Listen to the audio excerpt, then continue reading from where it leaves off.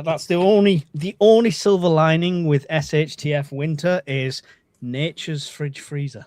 Yep. Yeah. The only time of year you can get cold beers. Pete says, sounds like English weather, normal. This was another good one. I couldn't give you a link for it. I can't remember. I think I picked it up in a charity shop. But this was another Family great health. one. Family health and first aid. And it's great for beginners because it's generous with the pictures, and it even goes into diet, potential symptoms. You know, all them times when people type it into Google and yeah, they've got a hangnail, but Google says they've got some form of cancer. So it kind of eliminates that. This is now my new go-to, which is really cool. So, well, I couldn't tell you where I got it from. It says Hermes House Publishing, but I think I got it from a charity shop for like 50 pence. So that's good. Everything else is to do with allotments and stuff like that. I've got the survival medical handbook as well. Everything reading wise is to do with either homesteading or medical, because I know that's the gaps in my knowledge. There's no point me having like shooting and combat books and stuff like that. I don't feel that's a gap, but the gaps in my knowledge, that's what I fill the books with. Good idea and good point. Welcome, Willow Tree. And Tammy Chile, good to see you.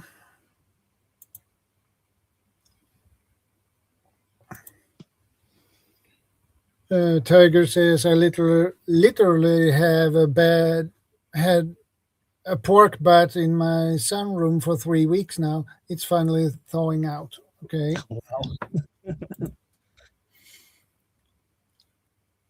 We've got all the bad weather apparently starting in a week's time. Yeah, earlier this week we had minus 26, but it felt like minus 34 degrees. I mean, once you're at minus 26, I think the difference in feel like temperature is not going to make much difference because everything would already be numb, right? Hey, Corner Clubhouse, Cobalt, good to see you. Gardening food books is future-proofing small, medium, or large-scale thinking. This is a superb one, by the way. Little Collins book. It's the same size as like the little SAS survival guide, so it's pocket size, as you can see there. It can go into your side pocket in a bug-out bag with your little SAS survival guide. And it's just identifying plants and how you can prepare them, what parts you can eat, what parts you can't eat, stuff like that. Nobody wants to be stuck out in the middle of a bug out thinking, oh, that mushroom might be edible. I'll give it a try because and you get sick a couple of hours later. At my age, if I tried to memorize all the stuff in here, I would forget how to, I don't know, walk or brush my teeth or drive. I have just no room for it. So this book is handy because I can literally quick reference anything. It's all separated out into the categories as well, like fungi and stuff like that. So come on, Mike. All mushrooms are edible at least once. And a date calendar of like when in the year you would find it. So yeah. I mean, it's good. The mushroom gamble is what? Good, high, or dead. It's going to be one of those three, right? Well, if I'm going to get the dead one, I'd better be high first. Yeah, if you eat all three, you're going to go out, but it's going to be go. With a full belly, stoned, and dead. Yeah. And Diana says, how about basic tools for auto repair and small engine repair? Well, that you need books for that too, if that is possible to find any. I mean, I always got taught by my granddad, you buy the car, you buy the Haynes manual. I don't know if you guys get Haynes manuals in the States. Good to see you again, Jill. Or something similar. But a Haynes manual in the UK was everything. It could tell you how to remove every single bolt from your car, but they've stopped doing it with the new cars. You can only get it with the older ones. Yeah, Haynes is good. We got those over here. Motors was the other one we had. Yeah, but they still exist. They're digital versions, but yeah, this is why I want an older car, because I like to get my hands dirty. I've just done all the brakes discs on hers, so yeah, it's you get a Haynes manual, and the hand tools don't underestimate them. If you've got all power tools and you're changing a wheel with power tools, if the power goes off, having a hand tool is essential. Yeah, or unless they are cordless, you can recharge the battery if you have a power station to recharge them. Potentially, but I always, if it's a grid down on a long-term basis, let's talk 1 second after, I always think even with backup power, you're on a timer. At some point, that a component might fail, it might break. Hand tools are, foolproof at the end of the day. I've done many jobs with hand tools at the shop when I worked at Ford because power, vehicles up in the air already, power went out. And back, 25 years ago, we didn't have cordless tools. We had air tools, so we used the air until the air ran out because the compressor wouldn't fire back up. Your gun is going to. It's like, yep, you're not getting that wheel lug off. Whip out the hand tools. It's definitely a good one to have. Got another book here to show you guys. Got to go off the green screen here for it. What's that? When all hell breaks loose. Stuff you need when to all hell survive breaks loose. when disaster strikes. Cody London. Yeah. And so he's got a bunch of good stuff in here. I want that book myself. Let me get to the middle here. Do you find the books are very regional, though, Gil? If it's talking about US prepping, there's lots of things that wouldn't translate over. Generally on like this one and Survive by Les Stroud and the Jerry Ahern's book, they're universal on simple on basic stuff for survival. Common sense things that aren't common until you're in the situation and you realize, oh, I should have been doing that. That's that's obvious now that I've been through that. But there's they talk about simple things to do, things that are going to happen, things to plan for, but they don't get down into the weeds saying you must do this. They go, here's your options, pick one or two or three. They give you, they make you think as well as providing information to you. Mm-hmm. And yours says, yes, he had. I replied, said yes, a man after my own heart. It's exactly, it's everything. I had an old, not old, but it was like a late 1990s Zafira, like a people carrier, and the Haynes manual was brilliant. Every page had a tear, a blood stain, or a bit of oil on it, but it was still brilliant.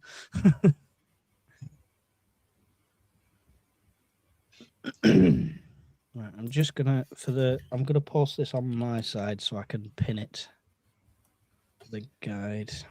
Welcome, little red hand. I'm just posting that link again, Shadow, so I can pin it onto my side at the top. Yeah, no problem. Feel free. Yeah, I've just got, so I released that Red 64 and I didn't expect to get like nearly 90 odd orders in the space of a week. And I'm making them all manually. So I've only just cleared the backlog like 6 weeks later. Yeah, I can pin that on myself. I've done it on my side. You don't need to. It's fine. I was just okay. On there.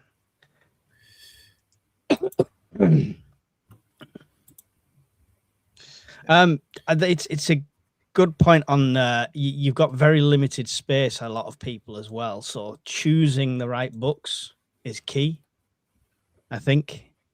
It's all right getting the books because I love this book, I know it front to back. Well, you don't need it then. If you know it front to back and you don't need to read it, it's not a reference book, is what I would say. My books fill the holes in my brain. That's like I was talking about the one book by Doc Bones and Nurse Amy. I've read it through several times, but there's no way. I just have what it gives me a working knowledge where I can go to it quickly. Go to the thing about stopping the bleed. Go into things about ulcer. Go to the part about this or that.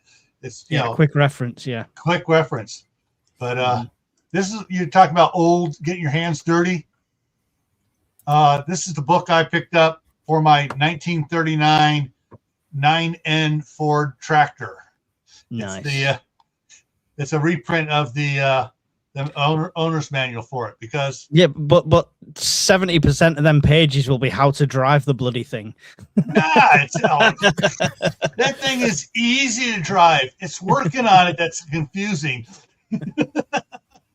But yeah, there's if you have, you can be surprised the number of old manuals in reprint you can find on Amazon. Unfortunately, it's not an electronic copy at all. It's, someone found the old one, they scanned it, reprinted it, and are producing it out there for people since Ford no longer produces it. It like I say, why have they stopped producing it for new ones? That's what annoys me. Why have they stopped producing it for all the stop producing what, the tractor or the book? No, the Haynes manuals and stuff like that for all these new because cars. Because 99% of those cars wind up in a scrap heap, recycled, turn into Kias, and there's not many left out there. So they figured there's more books than cars these days. Yeah. Yeah. Don't stop. Ask you, do you sell it in America? Yes, I need to figure out a better way, a cost-effective way to post it. If you want one, order it. I'll send it you. It's going to cost me more than it costs you, but yes, I will send one out. But it's again, why don't you do a paid download version for people in the States? I have got a digital download version, but it's not the same size. It's like a skinny, slim down, the ones I think you need version. So yeah, if you just go onto the same site as that link, and just search for it, you'll find the digital one as well. But it's stuff you can get yourself. Web archive. You just need to. It's a lot of searching. It's a lot of cataloging. It's a lot of sorting the files, but you can genuinely do that yourself. I'm trying to find the. Is that the digital one? Yeah, it's a weird picture, isn't it? Prepper for the Ages says, I need reminder books, as in, how do I do that again? Or, okay, what I'm missing. You can tell I've really looked after this. The URL says test, but it's not. It's a real thing. That's the digital version, products/test. And basically, as soon as you buy that, you'll get an email through with a link to download 2,000 prepping and homestead survival PDFs. So it's not the whole thing. It's just 2,000 files, but it's the ones that I've separated out. So check your junk after you bought it if you don't get the email. Little Red Hen. That's why I like it here in southern Idaho. Same thing. It's farmland for the most part. And you'll see modern tractors, old tractors, sometimes both together working side by side. It's beautiful. Well, you need the old tractor to pull the new one out of the mud when the processor takes a dump.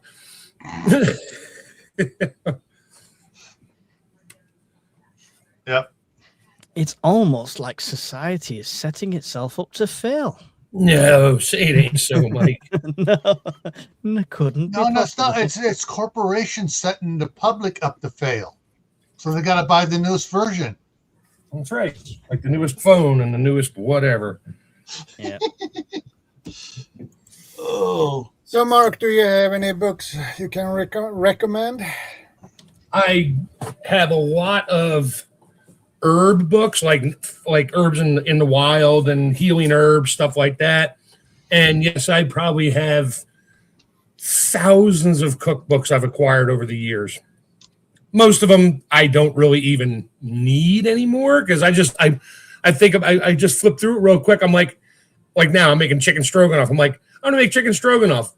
I just literally look at the page real quick to remember what some of the ingredients were, close the book, throw it back on the shelf and start cooking. But I mean, for finding recipes or something to make with whatever food you can find, yeah, they're invaluable. If I came across a certain type of meat, I mean, I don't have any raccoon recipes in there. Sorry, Bob. But any kind of recipes in that, yeah, ideas. I mean, like I always tell everybody, a recipe, unless it's a baking recipe, that's really a formula. Any recipe is just somebody's idea that tasted good and they wrote down on paper. That's what a recipe really is when it comes to food. Certain herbs work with certain meats, other ones you don't want to throw it in there.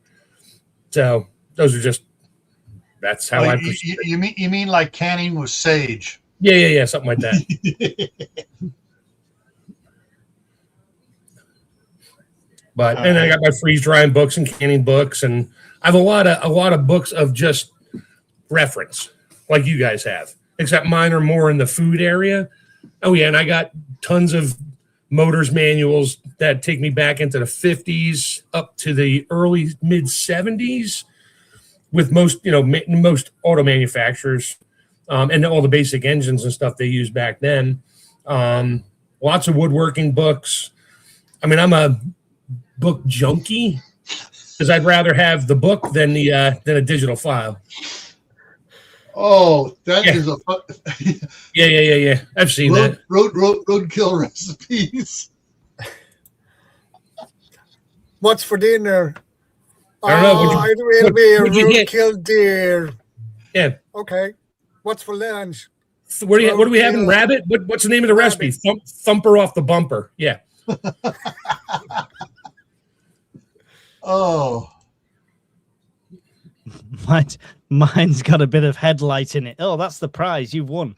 That's right. All right. So exhaust pipe grilled squirrel. Anyway, yeah. Yeah, here are 3 of Tammy's ones on Amazon.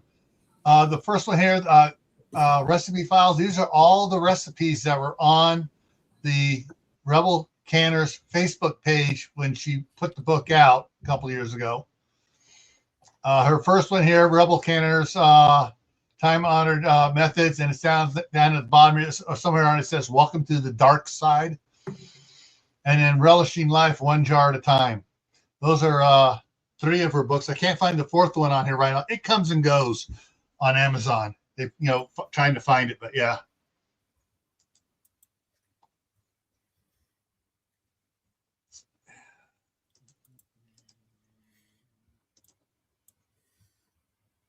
All right.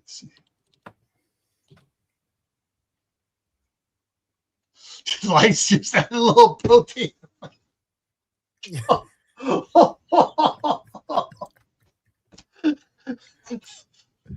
Oh.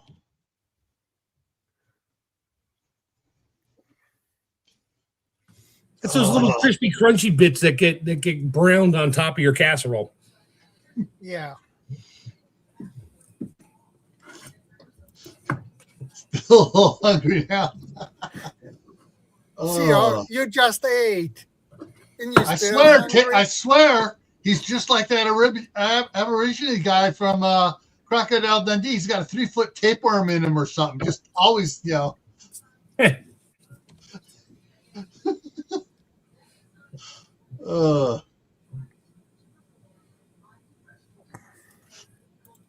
hungry for knowledge,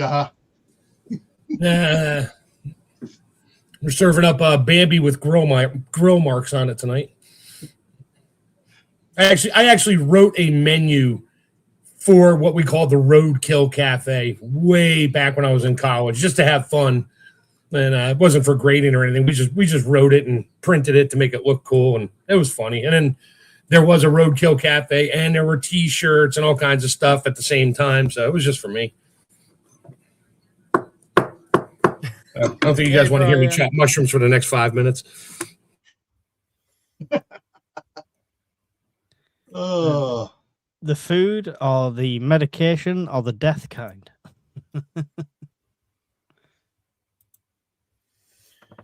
The Little Red Hen says, one of the first prepper books I got was Things Fall Apart by Fred Heiser. Never heard of that book before.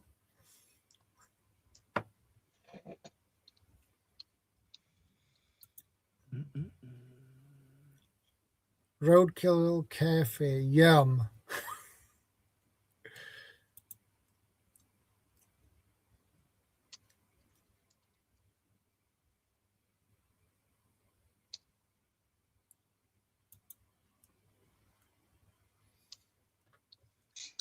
What is going on? I need to check that book up, actually. Things Fall Apart. Okay, here we go. I found it.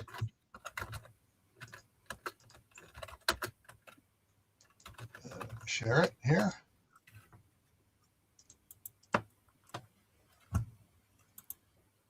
So there it is. Ah, there Things you Fall go. Apart by Fred Heiser.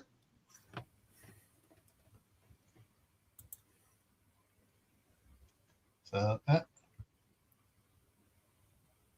and this was paperback from 2002 is when it was published. So,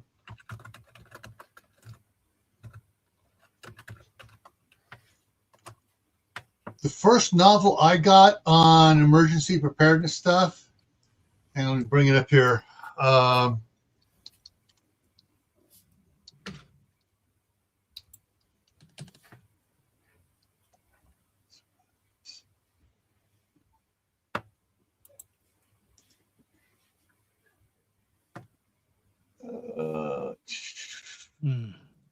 That's the audio version. I don't want to show the audio version. Oh well.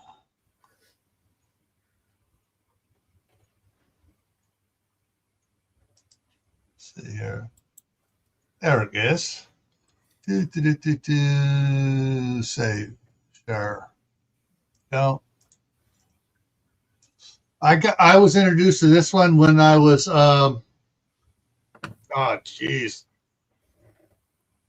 years ago, many years ago. I have 10 years ago, but this is The Survivalist by Jerry Ahern. Total War, his first one. I got 37 of the books in the series. Well, 38. Yeah. So yeah. I think one book everybody should just get would be like a 1970s or 80s, maybe early 90s Boy Scout handbook. It just literally teaches you so many little basic things that are helpful. Yeah, there's two things on it. There's the Boy Scout handbook. Oh, you got the merit badge book. There's the field guide. Oh, the field guide. That's it. Yeah. Get them both together. They're both excellent. I mean, the handbook is what the scout uses to get his all the stuff. The field guide is a supplementary one to support the handbook. Excellent. Yeah, and it's real bait, and it's written for very kids. simply for kids. Yeah, but it makes sense because they wrote it simply so kids can understand it. But it's a huge book of just basic knowledge of lots of little things that definitely come in handy in life.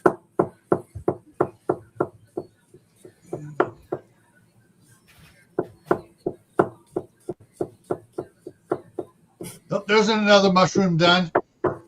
This is the last three. I'm not reaching up for the mute button again and wash my hands. So there you go. 2 quarts of thin sliced mushrooms ready to go.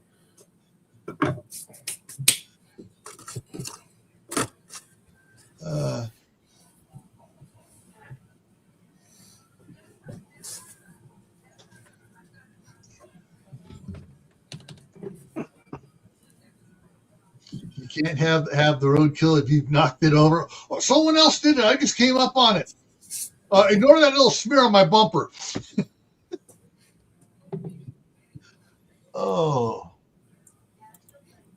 Yeah, winter roadkill's the best. You got a little more time to get it off the road before the flies start to eat it. Yeah. Only a chef would say that. Shh. No, I've never done it. I've seen my share of around here, West Virginia, Pennsylvania. You're driving to the middle of nowhere, and you found a deer got hit. There's no splatter in the road, but you see like the carcass laying right off on the shoulder, and people literally like they just take the back because it was a gut hit, so they're like, yeah, it's no good, but they'll take the back straps off in about 3 minutes and go home. Yeah. Okay, this page will probably be good for everybody.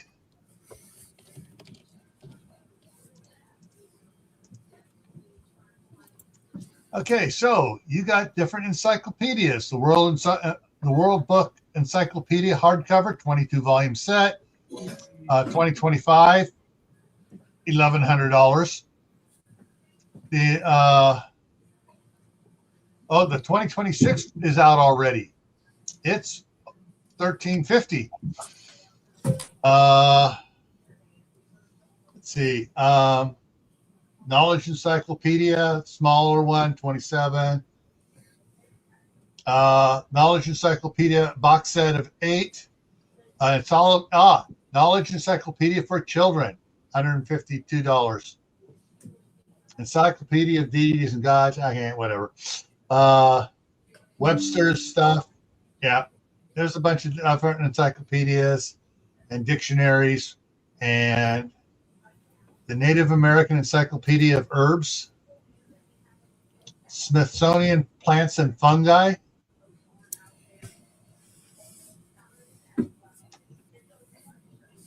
Britannia's Encyclopedia Infographica.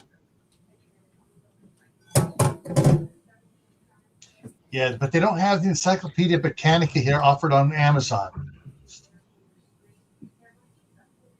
I don't trust the encyclopedias anymore. The stuff we read about back in the 70s and 80s, yeah, they took it out. And there was some good stuff. Oh, there's another couple books I have. Van Nordstrom's Scientific Encyclopedia. I got a 52 version and a 61 version. The 52 version actually tells you how to make certain things that no normal citizen should make. And I'm not going to say any more about that. That's why they took it out.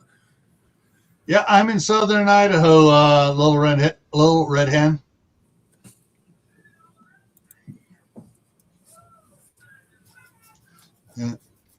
Yeah, my grandmother was born in Idaho. My mom was born in Idaho. I was born in it wasn't California then; it was California, the Golden State. Now it's California, the rotten state, the brown disease state.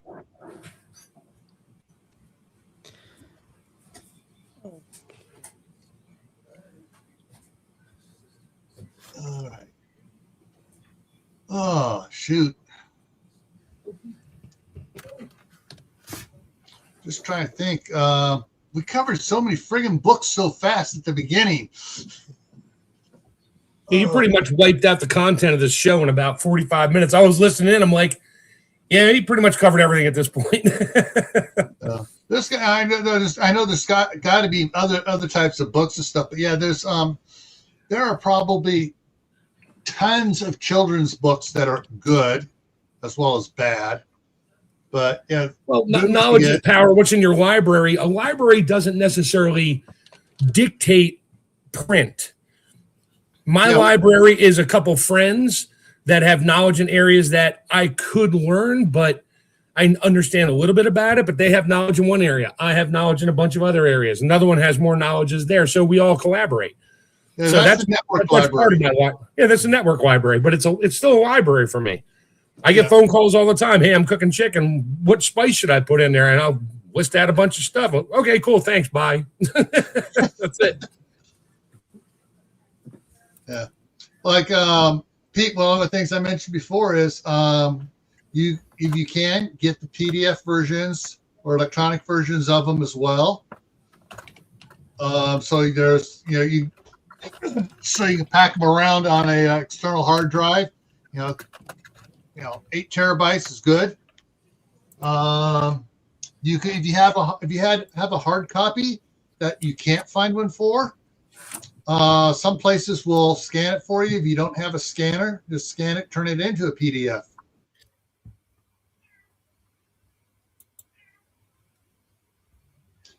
But yeah, there's you can go electronic on it and stuff. I have a Kindle that I keep in a Faraday bag.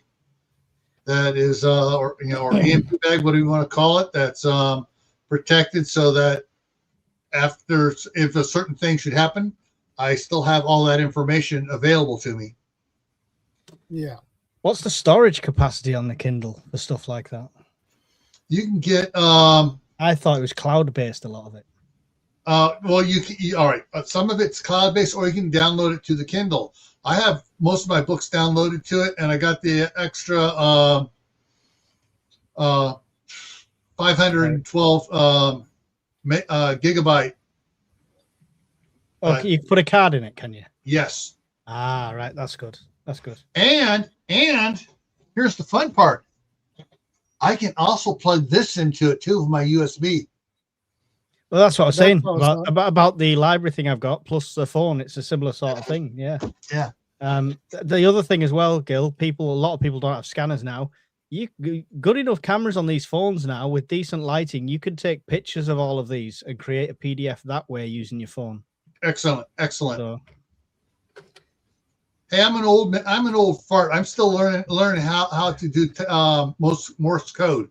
so I'll fax you the details. Send it to me on my pager. there's people in the chat going, "What's a fax?" Just the facts, ma'am. Just the facts. Do you remember junk mail through the fax machine? That was novel, wasn't it? Did you ever get that? Yeah. No, it was the fax machines that used the roll of paper, and some people knew it. That's what we had. Yeah. You would literally take a piece of paper or another long piece of paper of, I don't know, some phallic symbol. And my dad used to do that all the time and tape it to the other end of the paper. So it would just go round and round and round. And you'd wipe out 1,000 feet on somebody's fax machine. It would just be this pile of paper on the floor. Yeah. When they unfold it, it's a giant ASCII penis. Yeah, exactly. That's exactly what it was. No, we used to get like literally junk mail, like, have you got double glazing? And you're just watching this paper that you've paid for and the ink you've paid for just wasting away as this junk. Yep. Yeah. We on the also bottom had- here. Excellent. Very good. One of the things I've been thinking of is USBs filled with movies, TV shows, and that kind. So I've got that. Oh, it's in here. That's a hard drive full of completely legal videos and shows and stuff like that. I was thinking of producing something like that, but you can go again on Internet Archive, and there is thousands and thousands of videos and films and old films that have stepped beyond their copyright license, right? Yeah. So they're legitimate. I could upload them to my YouTube channel. Some of them are disaster ones. There was that a boy and his dog. Do you remember that cheesy post-apocalyptic film? That's one of them, and stuff like that. So there is a huge library on the internet that you can go and literally just download as many as you want off there. Yeah. Old silent movies as well. That would be good, right? Yeah. That way you can watch movies incognito and nobody will hear you. So Grandad gets on the piano doing the sound. Yeah, it's a lot of the DVDs and Blu-rays we've been getting over the years have the code in there so you can download it to your device. And so we haven't done it yet, but because we usually get the DVD, the Blu-ray combo pack, and then we have the big like a 3-ring binder that's just full of all the other the Blu-rays because we watched the DVD, so we got the Blu-rays just full of them, and those are easy to move about. But yeah, put it on a. You almost need to get a laptop with a big enough drive where you can dump all of those on it, or you just plug in the external hard drive to figure out what movies you want to watch. That's a lot of space to take up on a hard drive just to burn a DVD into your hard drive or CD or whatever. Yeah, you can render them down into smaller video files and stuff like that. What I would always recommend the external hard drive via a USB port rather than a laptop, only because of my experience with laptops. Batteries fail, things break. At least with the hard drive, I can plug it into my portable DVD player. I can plug it directly into the telly. There's all sorts you can do with it, kind of thing. Yeah, there's a lot of like the new Windows in that. Well, new for a while now. It won't let you, because of the copyrights on some of the DVDs, it won't let you do it. But Windows XP Pro would. I had a laptop running XP for a long time, and XP slide DVD right in there and burn it right over to another disc. Didn't even care. I had XP Pro Black Edition, and they've never made a better Windows, in my opinion. No, me either. They just made it more softer and friendlier. Yeah, Windows 2000 and Windows XP. XP, After XP, gone. Vista. Yeah, no. Another thing for library, and this is going to be completely irrelevant to a lot of preppers, is I did my 48-hour blackout, and boredom is a legitimate thing, right? And there's only you've got your digital devices, but do you really want to use all that time, right? I went to the local library. You can go to charity shops as well. The local library was selling off books for 20p each. Every one of them cost me 20p. I have no idea, apart from Chris Ryan, I have no idea what any of them are. I just vaguely looked at the covers and thought, I'll get them. And I've started filling a shelf with them. I don't intend to read them until SHTF, because otherwise I'm just going to be rereading the same books. So I'm making a small library of stuff I've never read before. So that is kind of my entertainment going forward if we have 30 days without power, etc., etc. So, and it's cheap as chips now. So yeah. Good point. Just thought I'd show that, because entertainment gets overlooked on every aspect. And we were talking about videos and stuff, but yeah, it's managing your resources, right? Because you may have backup power, you may have this, you may have solar, but when it comes to winter and you're not getting much charge down, how much do you want to use digital devices? You want to try and limit that. You want to reduce that so you've got the power for essential things. So books, actual paper, I love the smell of a book, is going to be better. That's where card games and board games come in handy. Which would be great, but I was on my own, so it'd just be me playing solitaire for about 10 minutes, getting angry and throwing them across the room. Come on, Mike. I can see you playing Monopoly against yourself. Yeah, I always win anyway, so it makes there no you difference. Go. You win and lose all in the same game. Well, that's where your phone doesn't take that much energy. That's where you load those games like Cherry Bomb and some of those other games onto your phone, and then you can play it for hours. Okay, plug your phone in, charge it up quick, play it for other hours, and go to sleep. So let me see if it'll let me show you via the store. Don't know if you can do that. Yeah, let me just go to the talk amongst yourselves, old men in technology,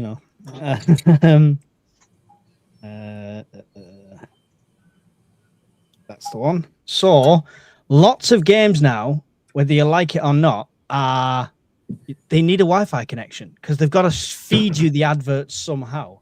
Yep. There's a couple of apps on the store, like this one, if you could see, offline games, right? So I've got that top one, 10,000. There's only about 100 on there. There's not 10,000, but but they're offline games. They're very simple games like tic-tac-toe and puzzle games. I got Sudoku on my phone, and I don't need Wi-Fi to play it. Yeah, I mean, I've got games that say you don't need Wi-Fi, but when you've not got Wi-Fi, it doesn't let you play because it needs to feed you the adverts. So make sure you can use them. Turn all the internet and signal and everything off, then try them, just so you know. Yeah, I've done mine. Yeah, that's cool. That's cool. Sudoku, I again, it's something I get angry at. Oh, I do. I probably have like 4,000 hours logged on my Sudoku game. I've had it loaded for, I want to say 15 years. And I'll tell you, I literally only play it first thing in the morning when I'm just sitting there. We'll go with that. I can do the 9x9s and that's me done. That's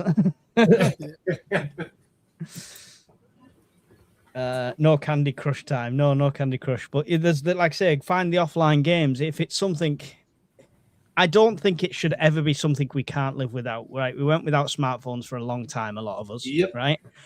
Yeah. It's kids. It's the kids factor. And what my plan would be with that was I'd have them offline games and they would be rationed. Like once every couple of days, you get to go on the phone for an hour, and I would slowly wean them off it. It sounds like a drug addict, I know, but you would have to wean them off digital screens if there was a situation like that.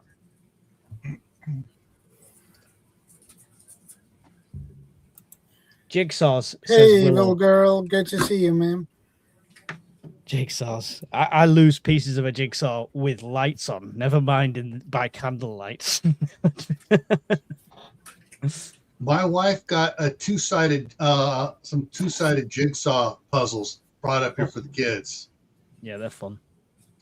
Totally blue or orange or green on one side, and once you get it done, then you're supposed to turn it over and see what you made. Wow. Then you find out, I pushed the wrong piece into the wrong hole. I got her like a 5,000 piece Harry Potter one last year for Christmas, and we got to the end and the cat had stole a piece, so there's a big hole in Harry Potter's head and we could not find the piece anywhere. So that was always my luck. Brand new box, cellophane wrap from the store, open it up, 500 piece, put it all together, you're missing one piece. Yeah, that's it.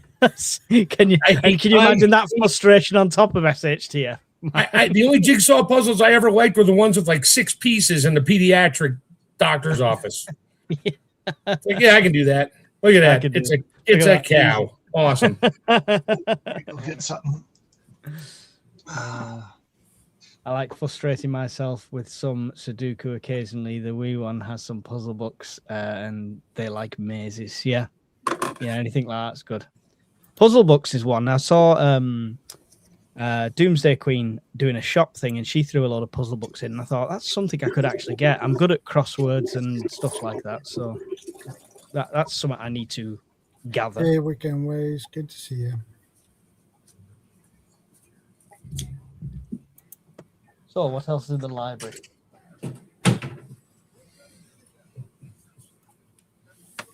You have any books on knots, Mike? Only within that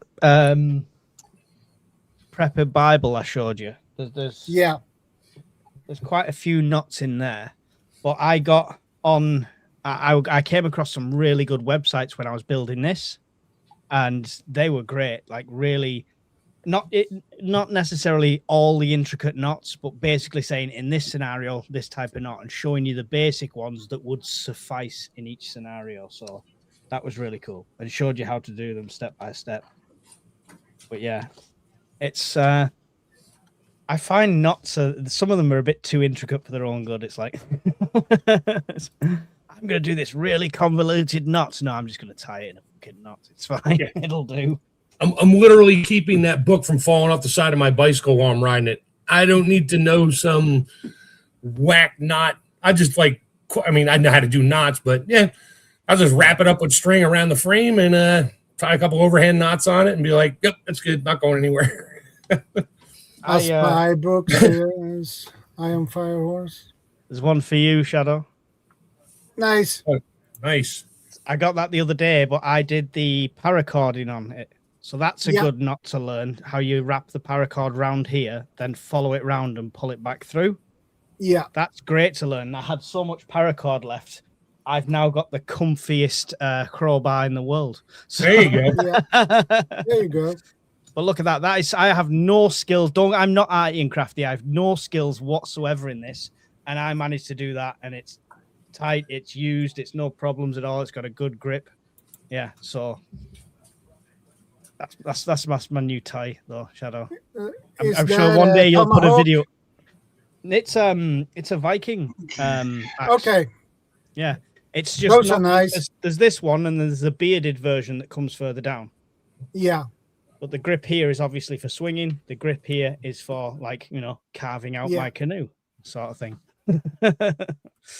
But it was... that is quite expensive, X. It's not at Raven Forge. So, believe it or not, it came in at like £36 with postage. It didn't have any of the strapping on. It was very basic, and it needs some TLC with my stone, because I could literally do this with it. So it's going to get some tender loving care on the sharpening side, but honestly, it was an absolute bargain. I'm trying to prove a theory. We've got a tactical area inside the Discord, and instead of a tactical belt, I grabbed an old school leather carpenter's belt. Yeah. But look at that loop there that fits that axe lovely. Look at that loop there that fits something else very lovely. It's actually... So I'm working on how this could be used tactically. So, because these are perfect dump pouches. If anyone's done carpentry, You'll Yeah. find if you plug nails in there, you'll find them for the next year and a half because they just stay in there forever. Yeah. And they multiply in there too. Yes, yeah, they do. That too. And change size. I have a bunch of culinary knot books. What, like pastry nuts? No, like what not to eat, what not to cook, what not to serve your in-laws at a holiday dinner. Yeah, no, okay, that's just a joke. When you said that, I was thinking of them fancy pastries, you know. Yeah, those are pretty much just overhand knots and braided weaves. Yeah, that's not that fancy. Listen, it is to me. I tried to go find a book in there in the living room, but it's not here. They're all in California for this particular one, so I brought it up here. Play According to Hoyle. Hoyle's Rules of Games. We got one of the ones at home that's a big, fat, thick one down in California that my wife, has kept down there. But there's now there's several different versions. There's Play According to Hoyle. There is the complete Hoyle revised. Yeah, there's different ones on popular games and skills and stuff. But looking at these, these are all smaller than the one I have at home that in California that's about that friggin' thick. And it has, all the in-depth games and stuff that were around back in the 70s.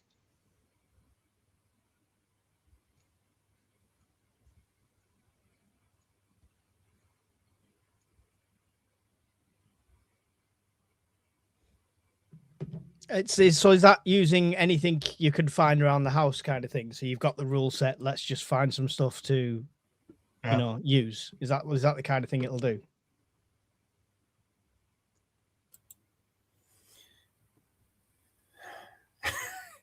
Okay, Bob. So you finished your geisha makeup, okay? Is he going to come on in full geisha? Oh, Lord.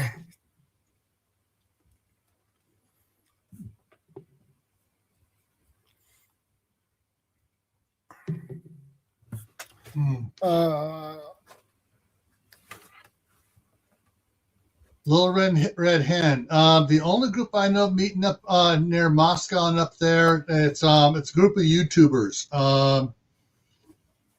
Hidden Valley Homestead and some others. They have an annual meetup up there in northern Idaho. Nobody wants to go to that. Nobody likes YouTubers. This is a great book. What nuts? Yeah. That's a big book of nuts.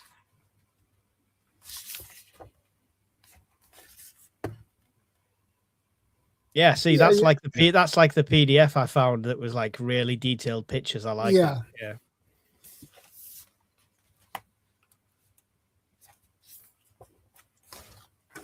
And you have nice pictures, really beautiful. Snuggle hitch and ground line coil. That's really nice. And what I like with these books is you have it colored here. All right, okay. Quick reference. So it says outdoor pursuits, house and garden is red, and purple is boating and sailing. Pete's put a good question in the chat there.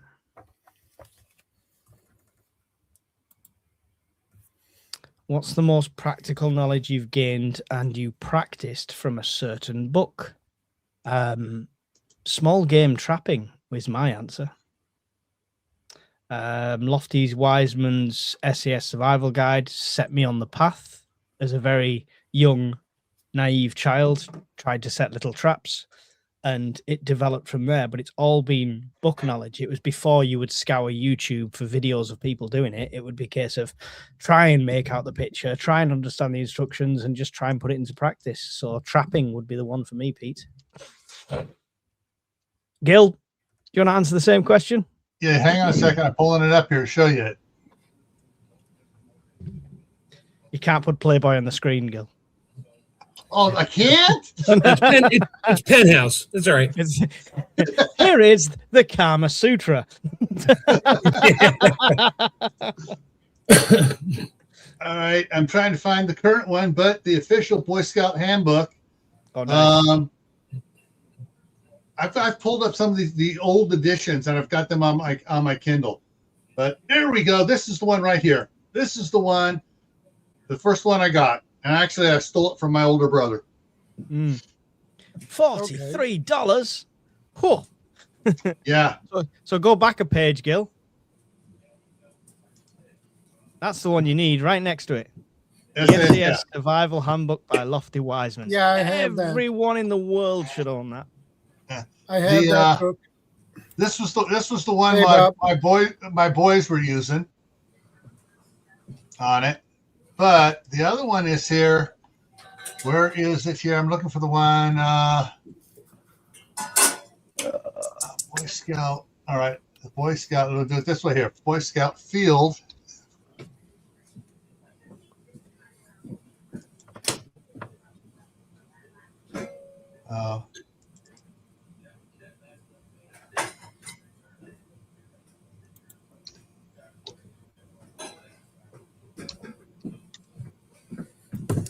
I like the old field guide books. Field guide to leaves, field guide to flowers, field guide to pretty much everything. They were out there. They're still out there.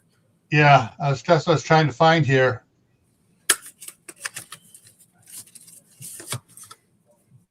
And book, Boy Scout.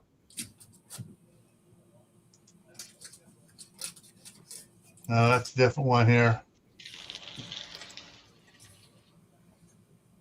Field guide. Yeah. I think Bob's feeding the AI machine. Yep. He's giving Terminator his dinner. What's going on? I'm just grinding up some packaging Making material for mulch fertilizer. Nice. Yep. Nice. I That's a quit very going out- quiet shredder, must I say. Yeah. It's Yeah, I agree. I quit going out looking for boxes. So I went on Amazon and I ordered a great big box of packing material. It's recycled brown paper. It's all comes to you in a box, and I just cut it down to size and just do it like this. Yeah. Do you know what you need to do, Bob? You need to find the smallest item you can on Amazon and just order that, because usually they send it in the biggest fucking box with loads of packaging around it for no reason whatsoever. So that's a good way of doing it as well. And not anymore. Now they send it in a paper envelope. Oh, well, we get the cardboard flat envelope sometimes, but yeah, all of that stuff that I get from packaging, it all goes into here, except for the tape and all that. It doesn't go in there. So what's that? My wife orders a bag of dog food through PetSmart or one of those companies, and it's a bag of dog food in a giant box that's like 8 inches too big on all dimensions, and they put like 50 pieces of that brown paper in there. Like, that's going to help. Yeah. Yeah. Yeah. The illusion of safety, that is. We call that the illusion of safety. Uh-huh. Bob, is that just for garden, or do you make fire bricks, or what do you do with it? So far just for garden. I mix it with the used coffee grounds and nice. I got a whole process of that whole side of my house. I'm mixing it all together and throw it out on the soil, on the crushed rock, and I'm planting clover on top of it. Cool. Love it. I gotta do this one more time because I was running short on some of this material. But I just came back from the coffee shop and got 5 more pounds of used coffee grounds. Yeah, they do that over here now. Just give it away. Sure. Might as well. Beats throwing it in the landfill. Yeah, that's a fact.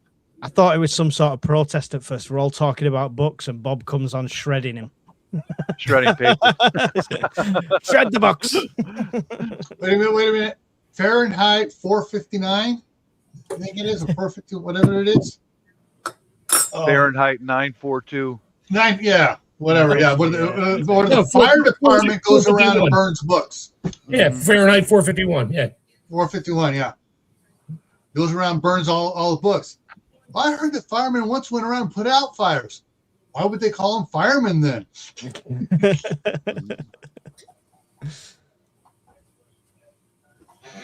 There it is. Yeah, this is for simple-minded people like myself. You know. I still do that shredding documents at work. Oh, it's cool. I know. How many papers can I put in before it explodes and breaks and grinds to a halt? Damn it! I jammed it up again. Good to see you. If anybody's not seen, by the way, and you get a chance, go and check out my channel afterwards. And I did an interview with Bob. So Bob and Shadow's been on now, and so Gil and Mark, you're next on the chopping block for the Prepper podcast. I've been on one or two of your shows live, but it was like the fireside or something. Yeah, no, it's a 1-to-1, really grill down into your brain. Until your brain cooks. I don't think YouTube will allow you to put that out.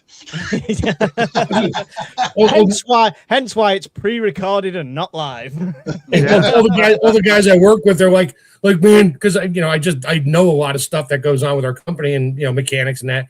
Like, man, I just wish I could be inside your head for about 2 minutes. I'm like, dude, you'd never get out alive and you'd never be the same. Oh my God! I'm not even going to go near Chef's brain. No. Anybody whose icon is that big guy on the couch or a raccoon, I'm staying the hell out of there. I am out of there. Bob, you've got a question. The Vulcans have banned him from participating in mind melds. Mm-hmm. That's because their minds melted. Not my fault. You stuck your hand in my face. Not my fault. You just walked away drooling, and that's all you could do. There's the start of some bolts. Yeah, there we go. Bob, Pete's got a question for you in the chat. He says, "What's Bob's book of choice?" My book of choice? Yeah. God, I'd say the book that's done me the most good over the course of my life is a driving manual, how to drive, knowing Washington state laws. Because if you know the laws, then you can stay out of trouble. If you stay out of trouble, that means you got more money in your pocket and full freedom to do what you want. True. In peace times, definitely, yeah. Yeah. Mm-hmm. Yep. Overall, that book is still in here for the rest of my life, Nice. Yeah, unfortunately, we got politicians that think since they're elected, they need to change laws so they can justify their being elected again. Yeah, it's the so you have to maintain the illusion of choice on the general public. You have to make them think what they think, do, and vote makes a difference. Well, I'll go back to a video I made during the government shutdown, and I sat in my kitchen and I went, okay, those people are not at work. It doesn't affect me whatsoever. I still have food in the fridge, gas in my car, money in my pocket. The national government serves me. I mean, I don't even know that they're gone. My daily routine is not upset at all. Yeah. Just a bunch of egotists who want to get their face in front of the camera as often as possible to sell themselves, and enrich themselves. But that's my opinion. You're talking about my YouTube channel again, Bob. Oh, I thought Bob was talking about a prostitute getting themselves and selling themselves and. Yeah, it's somewhat. That's what we are on YouTube. Yeah, we're working for Google, I know Bob's favorite book. You can't do that is How to Manage Your Shiwi. No. Geisha makeup. I thought it was 101 idiots. raccoon recipes. I thought that's what you said to me, Bob. Geisha makeup for dummies. Yeah, raccoon recipes. Oh shit! Yeah, I could get behind that. Nuke that freaking raccoon and cook him, man. Hell yeah. My mum donated No, all the books to my granddad owned when he died. I so wish I had those now. He had so many how-to books. He loved send away for Reader's Digest books. Reader's Digest was a thing. Yeah. Do you guys have Reader's Digest in the States? Oh yeah. Oh, yeah. Yeah. That's around. Yeah, that's a Reader's Digest. My two favorite, or two or three favorite parts in every Reader's Digest was humor and uniform and on a day's Digest. work. That one's a Reader's Digest one. Oh, those, I thought you meant the real Reader's Digest, like the regular one. Yeah, we have those. This is Reader's Digest Atlas of the World as well at the bottom. Right you can on. see there. So. Yeah. You just have to go at that with a magic marker and change all the country names now. Yeah. I mean, like- the absolute benefit to us guys at the moment, because of the way the world's gone so digital, is books, man. Charity shops and thrift stores, they're so cheap. You could, if you've got the space, you could fill a library. And in fact, on that topic, Mike, in this region, they've got these little cabinets alongside the road, and they're free. You can take all you want. That's what they did with the old phone boxes in the UK in a lot of villages. Yeah, you go in them. They've got what's it called? The heart starting. Yeah, why has it got out of my head? The heart starting machine. You know what I mean? Diana, I'm having a brain fart on that It's one. got that in books. Is it Shooter's Digest? I think it's Shooter's Digest has a big book on that. Mike was just talking about a heart starting machine thing, and you're talking about Shooter's Digest. I guess sorry, Doc, the patient's going to die. Boom. I'm talking about the comment on the screen. Oh, evil girl said defib. It's a defibrillator. Defib, that's what right? Bob just said. Yep. Yeah, there you go. Okay. Defibrillators for dummies. That'd be a good one. I need it. I know that. How did that just see? This is what happens. I read something and something else leaves my brain. But most of my books haven't made the last couple of moves, since we moved from place to place a couple of times. So most of my books wind up. But what I do is those little roadside libraries, I'll check them once in a while because they'll put sick, evil books in with the children's books. There's always somebody. There's always somebody. Yeah, that promotes sick behavior of different types. And those books go home with me and they wind up as fertilizer in my garden. Good, yeah. The last thing you want to be doing is looking through and see Treasure Island, Epstein's Island. Like that. And Bob's Island. It goes right in gets in a blender and it goes right in my grass, becomes fertilizer, All right, Diane, this is one of the ones for it's Shooter's Bible, not Shooter's Digest. For what this is one for assembly, disassembly, cleaning, and stuff. And there's some other ones on repair as well. Shooter's Bible are the ones you want to look at. That is like Playboy to me. See, I can look at the pictures, but I know I can't have them. But in answer to the question when I showed the book, the Boy Scout manual, but as an adult, the book that's probably one of the books that helped me the most was this one here from Jerry Ahern. Okay. Survive the Disaster Crisis and Emergency Handbook. Yeah. And this one's old. I mean, this one's well read and old, and you can still find it on Amazon. But that was it. That was the big one, and the other one was the Les Stroud's Survive. I showed these off earlier. Yeah. I've also used, back when they were a paperback book, the Farmer's Almanac a great deal in the years gone by. Well, I guess I'm going to stay big.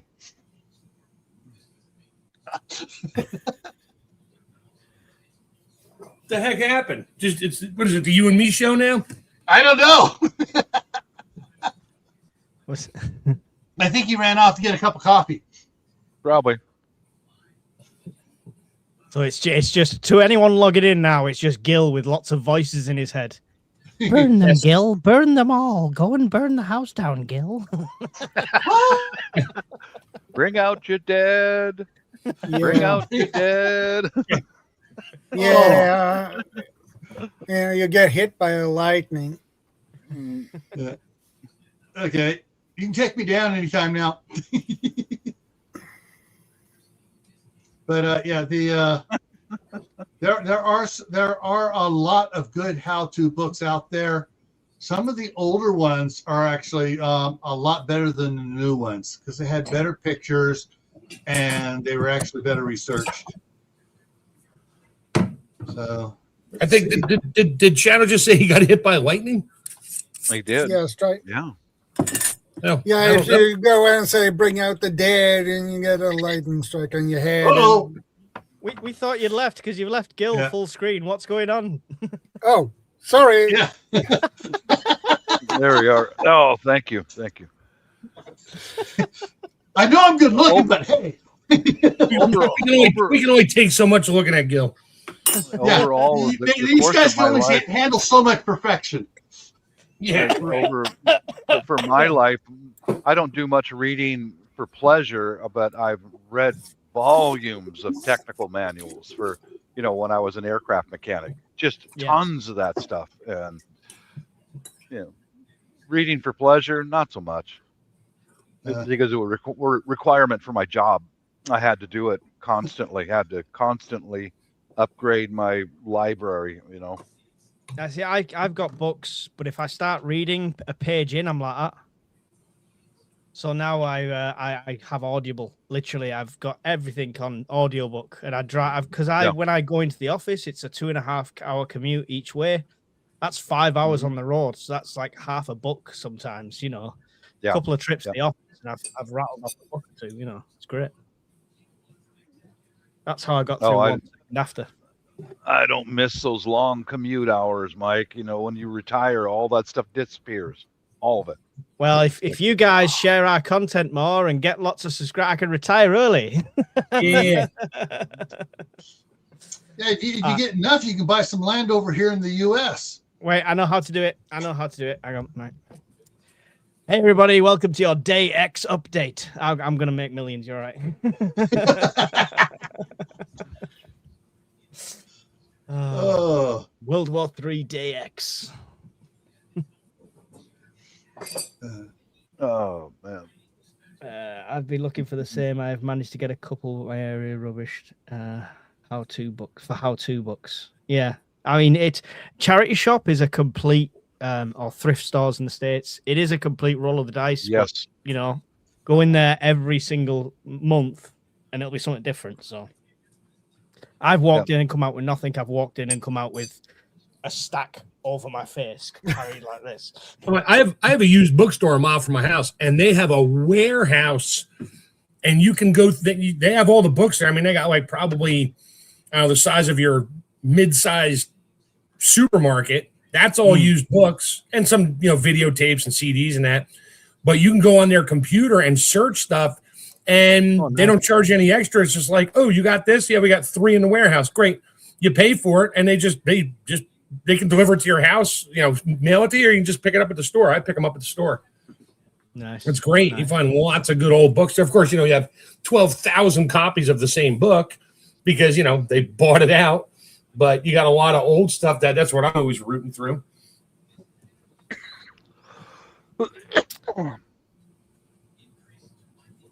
Mike, come to the East Coast.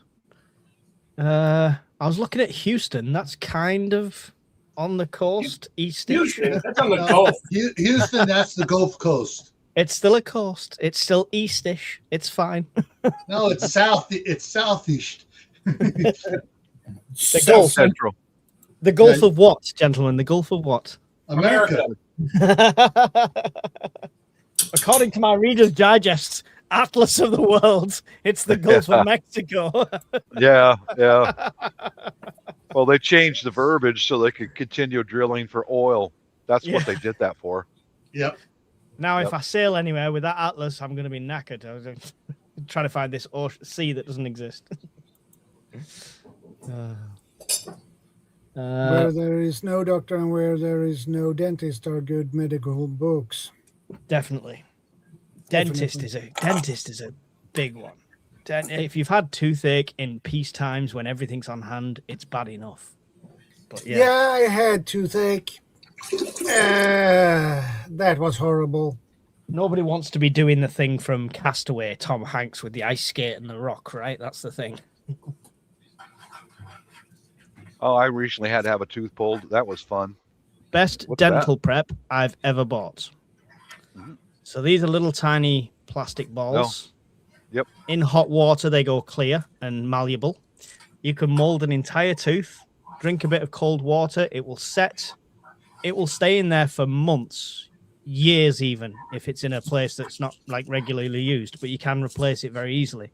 When it comes to fillings, that stupid putty stuff you get from the dentist shops, that is rubbish. It crumbles, it falls out, it lasts a few days. These will literally save you in SHTF. You'll build a tooth and it'll still be Where there a did year you later. buy this one? You can get them from Amazon. There's a brand name called Credent. There's all different brand ones, but just look up moldable false teeth on Amazon. And you can get them in bags of like kilograms. You can get them in small bottles like this.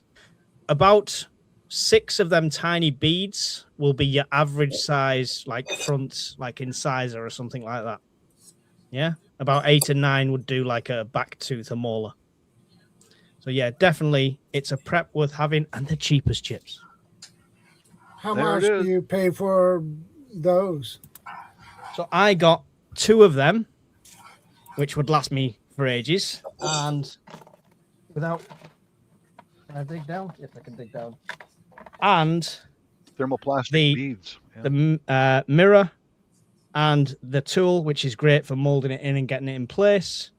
And all that came to like $9.99 UK. So like what? Yeah. $12. So what's the name again? The actual brand name? There's different brands. I had Credent before. This one is J Sing. But there's loads of it's all made by the same stuff. Just look up moldable false teeth. I've had loads of different brands. Some just came in a plastic bag, some come in a fancy bottle, but they all are exactly the same material that you use. Multiple false teeth. Okay. Yeah. If anyone's ever put a gum shield in where you've got to have it in hot water, then put it in.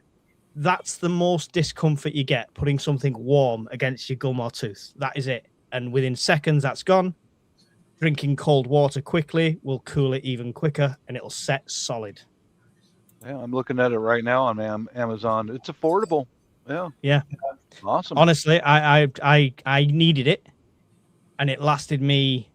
These 2 front teeth I've got are not real. They're built. But when they got shattered out, I was waiting forever for an appointment. I built 2 front teeth and had them clipped in, and I used to clip them in and out, and like false teeth, them, and I used them for months. Right on. Right on. Don't eat pot noodles. That's the only thing. Pot noodles turns them green because they're full of chemicals. That is the only caveat. So here is on Amazon. Yep, different any of ones them you will need. be exactly the same materials. Okay. There's that brand I've got. You can see the J, the bottle with the tools. That's the things I got there. That This one one yeah. here. Yeah, I got that, but they do different packages where you can get 2 bottles or 3 bottles and stuff like that. Yeah. That's $7.39 here in the US. Exactly. I mean, it's for that price, throwing it in your medical kit, it's as cheap as and to be honest, the tools are a bonus. When I used to do it, I used my finger and a flat knife. You know what I mean? Yeah. Uh-huh. So I'm going to get the link for our friends in the UK because I found them for £5.88. Absolute bargain. There you go. I'll put it in the chat. Yeah. But yeah, just because you Interesting. mentioned dental, honestly, I want everyone to have these because anyone who's suffered with toothache knows. Yeah. Yeah, toothache is a horrible thing. Oh, The worst one was a cracked molar, and it cracked in half and it exposed the nerve, right? And we know how much pain that can be, right? Oh, bad. Putting bad. that stuff on killed for like a few seconds. I got it on and got it solid round. Swishing the cold water absolutely killed. Within 5 minutes, it like the tooth hadn't gone. It's almost like the nerve was like, okay, I'm covered again. I'm all right. It was honestly, it was a miracle. And before that, I'd been going through clove oil and all sorts of crap that didn't work. Yeah. I was working in a warehouse swigging vodka to rinse my tooth at one point because it was painful. I can imagine that.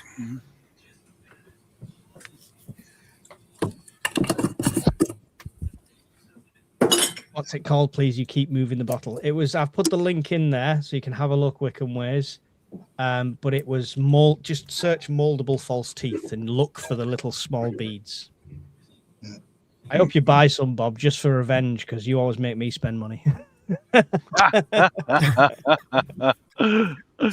Yeah, honestly, if we had time, we have time at some point, I can go back through my old Facebook and find pictures, and it's me smiling, and you wouldn't notice a thing until I show you two different pictures a couple of weeks apart, and you can see the slight shape change in my tooth. And that is the moldable ones. That is them beads formed into tooth. I even carved the gap in the middle. It was perfect.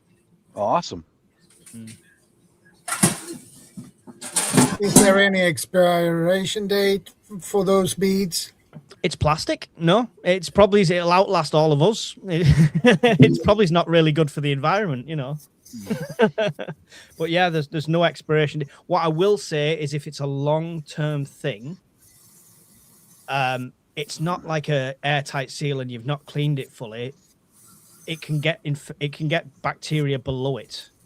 Yeah. So if you're thinking, if it's a long-term thing in SHTF, what you'd want to do is, even like I've got one in from before, I would have to drink some really hot water so it slightly softens, and then try and pull it out to clean under, and then remold one. So maintenance was the only thing I'd keep in mind with it. Don't put it in and think I'm fine. People start smelling your breath from 6 blocks away.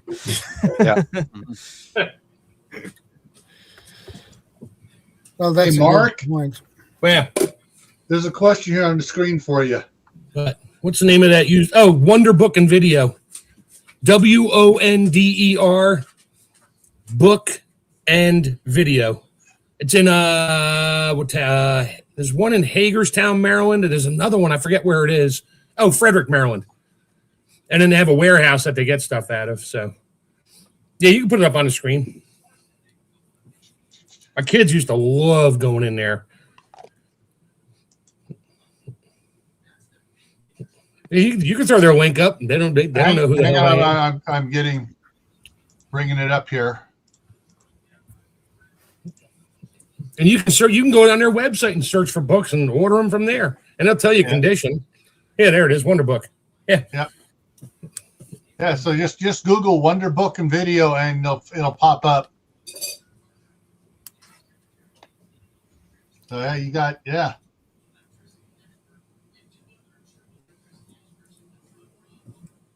So yeah, it looks like you, and they'll ship to you, huh? Yeah, it's in their policy stuff on the website. Cool. Yeah, free shipping says at the top there. Yeah. So yeah, there you go. That's a side chat. Hello, Bob. Rainy day here. Yeah, that's a fact. It is another rainy day. So I took some of my house plants and put them outside and let them grab some of that nitrogen-rich rainwater. They're sitting out there outside right now, nice and happy. I'll be back in a sec. Well, I'm not leaving. I'm going to go mute. I got to go find a whole bunch of egg noodles to cook off for my chicken stroganoff.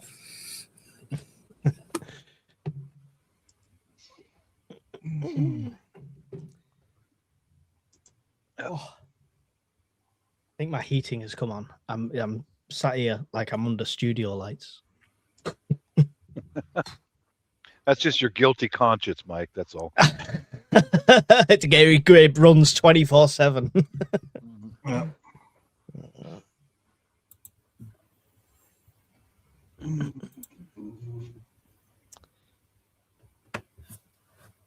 Have you been to MIR in Mechanicsville?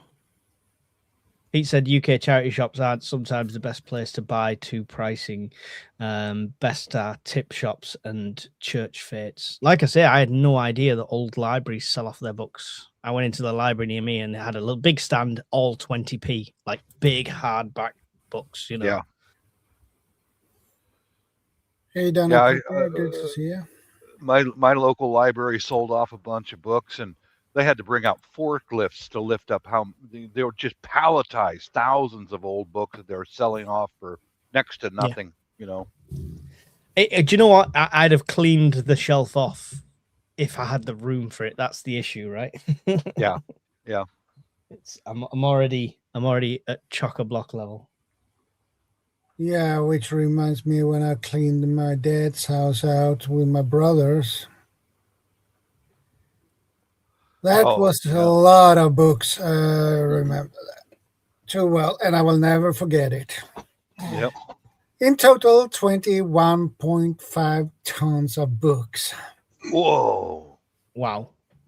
I mean, I'd love to get I'd love a copy of the full copy of the Encyclopedia Britannica. I just think it looks good on a shelf, but I haven't got the shelf. Like up here is literally the prepping books. I've got a couple of other shelves with non-prepping books and stuff like that. Well, prepping and bodybuilding. So yeah, it was same with when my mom passed, Shadow. Same. Yeah. Boxes and boxes of paperback books that she's been reading. There was more books than anything else in that house. Yeah. I think my nan had the same, and it was Mills and Boone, it was called, and it was like these weird little short story things, but I didn't know if one author could write that many books. There was so many. Donna Prepper has a question. So I have a question. I have most preps in order, but one I cannot get past is being typically ready for a nuke. I know you may think I'm crazy, but I cannot for the life of me find a decent mask. You're not prepping for a nuke as such. You're prepping for the potential fallout of it. And you can spend a fortune on a military grade mirror mask and stuff like that. Genuinely, let me just find the one I got. It's in my ordered stuff. I got a mask from Amazon, and I thought, I'm going to get it. I'm going to test the seal. I'm going to see what it's like. And it fits the right filters, so you could get all different filters for it. It fits the military size like filters. And it was cheap. Where's it gone? Disappeared. There it is. Aha. $36.99 UK, so I don't know what it would be in the States, but I got this one. Mirror is brilliant, right? If you've got the funding and stuff like that, I would always recommend current military or mirror safety, but I'm a poor prepper, so this is what I got. So yeah, but it's got activated carbon filter and all the different respirator filters for side attachments or fronts, but it's got the 40mm screw, so you can put any grade of filter onto it. So that's the I'm in the UK. The one above, Donna, mirror safety's in the UK as well. So they are the be all and end all, but I cannot afford one. Here's some here, Shadow.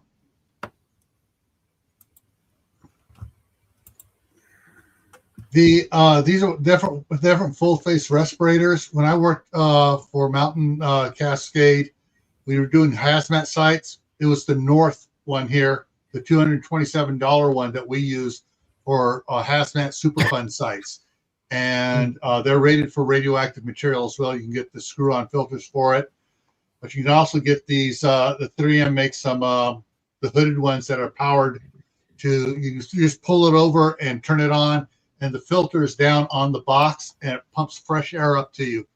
So it basically puts a positive pressure in there. I mean, it's $700 though, right? I know. I mean, you pay for what you get. Number one is don't go out in the first 10 days, right? Yeah. Don't go outside in the first 10 days. And it drops, the fallout drops with an order of magnitude after that. So cheaper masks will suffice, and you're going to be in a much better position than other people. Yeah. It's all about how much you want to spend. Personally, I don't see it as a major prep for me. I've got one, but I haven't got one for the whole family, because if it happened, we'd be staying inside. I'd be the only one that had to go out if I ever had to go out. And to be honest, avoidance would be my key one. If I know something's going to happen, I'd be getting out of the way of any target zone I possibly could. Yeah. Yeah. Having worked for the government, it was way down on our list of things to prepare for, because it's like, either if it does happen, most likely it's, and that's it. You're not going to have to worry about it. Yeah. Yeah. You won't have time to get your mask out. You'll be dust. Yeah. Up here in Idaho, it's like, we're not a target up here. The only silos that were in Idaho have been long gone and been verified as empty. So we're no longer a target up here. We just got to worry about breeze blowing in from San Francisco. Exactly, that's it. It's the fallout, right? And fallout might not even be an issue. It's got to be a ground burst, remember, guys, for fallout. An airburst won't produce it. Fallout is lifted up from the ground. Yeah, it's the dirt particles that have been irradiated that you got to worry about. If it's in the air, it's like it dissipates. Yeah, yeah. Put Scottish Preppers comment on. Just because that made me chuckle. Did you see that one? He put so you buy a good one for yourself and cheaper ones for the wife and kids. Wait, you bought one for your wife and kids? No, I've got one. So I've got a bug out plan.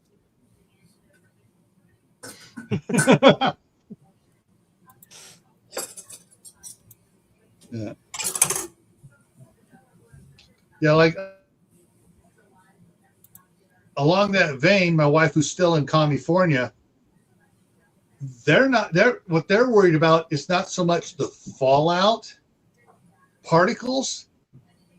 It's about the how do I put it? It's about the aftermath that the EMP from the nuclear detonation is going to cause. It's going to cause all the chemical companies power to go out, and all of a sudden they're going to have all these chemical releases. And considering that Northern California around the San Francisco Bay Area has something like 12 oil refineries there, and then other chemical producing things, that's going to be a toxic cloud. See. Finally, the UK are ahead of the game. We just get rid of all of our industry. Then there's no factories left to explode. You just have to worry about those windmills flying apart and hitting you in the head. Yeah. Don't need a gas mask. You need to just avoid stray flying blades. Oh, did Chef fall over? All right. Mike, question. Yep. I know during World War II, there were all sorts of bunkers being built around your country. Mm-hmm. How many of them survived, and how many of them can be? I mean, are they going to be still? There wasn't bunkers built as such in the scale we think of bunkers now, like fallout bunkers and stuff like that. There was a few shelters in parks. You can still go and see one up at the road in Blackburn near me. Yeah, I've seen those. They're derelict. They're falling to bits. I did a video on a couple of them.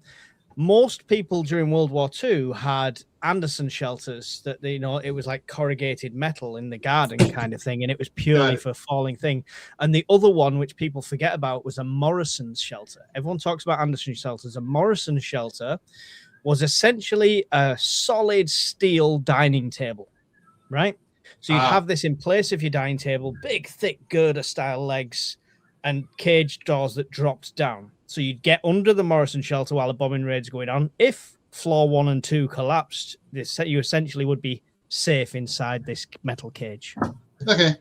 And then you can still get the plans for the half dug up ones for your garden and sandbags and stuff like that. But yeah. Did you just go and join my membership, Shadow? Thank you. Appreciate it. This is your stream. You're on mute, by the way.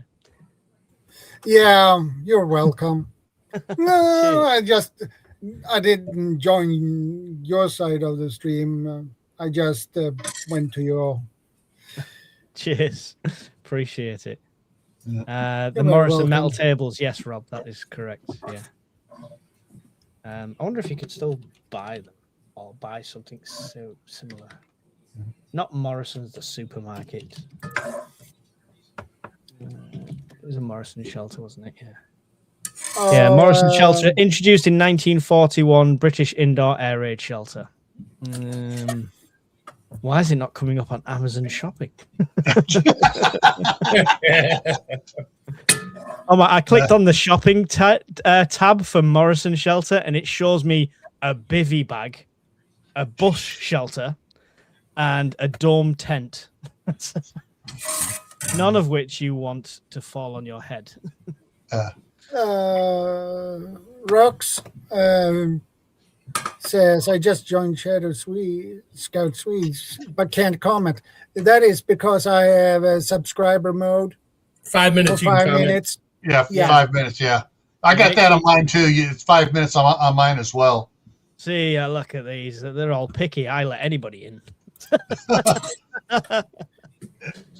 Yeah, make sure you do that, guys. If you're watching on my side, go and check out Shadow Scout Swede's channel and subscribe to that. Do the same for Gil's channel, Chef Tech, and Bob942. So we've all got YouTube channels. Go and find us. Don't be lazy. It's the least you can do for us sat here for hours on end waffling. Yeah. I got 3 channels. Well, 2, but plus one that is just some fat dude. All right. Yeah. Stop trying to hog it all, Mark. Eh? Hey, come on! I gave you and Al and everybody else the chance. I gave you the idea. I gave you the name. I sat around for 3 or 4 weeks waiting. Nothing happened. I'm like, the hell with you. I'll make it myself. Yeah. It was a good idea. I went and came up with a clone of it called Jabber the Prepper instead of Jabba the Hutt. Jabber the Prepper. Nice. I really like I like that channel. I'm still on the fence about buying the AI stuff to make more videos because I'm like, I don't know. I got to see how much it is. Just keep sending messages to Brian. Can you just make me this? Can you just make me that? He will. Well, that's fine if he does it and lets me know how much it cost him and like versus American dollars. That I mean, I'll work with him on that. Oh, I'm sure he'll do something with you, definitely. Dude. Another book I got. Well, I had it for a while now. But Wilderness Long-Term Survival Guide. This is the European version. And there is another version of it for those who lives in US. So okay. I mean, that's a good point that you're talking about the regions. It's all right us all recommending these books, but if I recommend a foraging book that's produced in the UK and you live in Arizona and buy it, chances are it's going to be fucking useless. So make sure you're getting books that are relevant to the area you're going to be in, yeah? Mm-hmm. Not how to survive in the jungle while you're living in the desert. Yeah, how to survive in South Africa. Yeah. Yeah. Mm-hmm. Brian's just said he'll do it for free. Whatever. I want to see come up with something. Send him. We'll do a monthly episode or something. I want to see that sulfa survivalist in a power chair. I'm ready for the apocalypse. Oh. I'm sure that person was on Doomsday Preppers in his mobility scooter in his bunker. Yes, there was. I remember. I think my first video would probably be it's gonna have to be like a 30-second short or whatever, just on first aid kits. And I know Bob already knows where I'm going with that one. So does Gil. So I'll have to give him some of the details, see what he can come up with. I saw someone did a reel on this. It was a video they put on Facebook, but the guy took a Lazy Boy recliner and put some motor on it, and that sucker was going down the street at almost 55 miles an hour. Oh, yeah. And he pulled up to his driveway, turned, went up his driveway, and he had a handicap ramp going, and he went up into his house. I was like, what the front is he going? He's literally evolved into Wall-E on them chairs. Mm-hmm. Oh, man. That's funny. No. I remember that show, Doomsday Prepper. I'm not a TV watcher. never have been. But I saw a little clip from that when the show was on, and it showed that guy in his golf cart, and he was like 500 pounds. Yeah. Like, oh, and I'm not watching that show. I'm just not going to do it. You know. I watch it a few times just to be like, yeah, that's total BS. There, they do it for the advertising and the watches and all that. I've been approached by people many times. So I just did another radio interview the other day. They want you to be crazy. If you come on and you're sensible, you don't get a call back. There's like somebody's contacted me from Bristol from a TV company, but they want you to be this absolute nut job so they can sell that idea, and they don't like it when I talk sense. But you don't want to do the nut job thing because everybody will know who you are at that point and think you're a nut job. Yeah. So the first journalist I let in, like, to Secret Squirrel Society, come on in and have a look around, was called Johnny, and he's a good friend of mine now. He now prepares. He now goes to more prepper meets than I do. And when he first met me, he wasn't a prepper at all. And it's because you talk sense to them and they realize, because I just sent him off. I said, go and have a look at the Carrington event and look at the percentage probability that's going to happen again in the next 10 years and see who said that. He was expecting to find tinfoil hat people. No, he was finding Harvard studies and scientists and legitimate information telling him this. And he's like, oh, crap, and started buying food. Yeah, no kidding. So, but yeah, it's interesting that Doomsday Preppers sells it to other people. It makes it entertaining, right?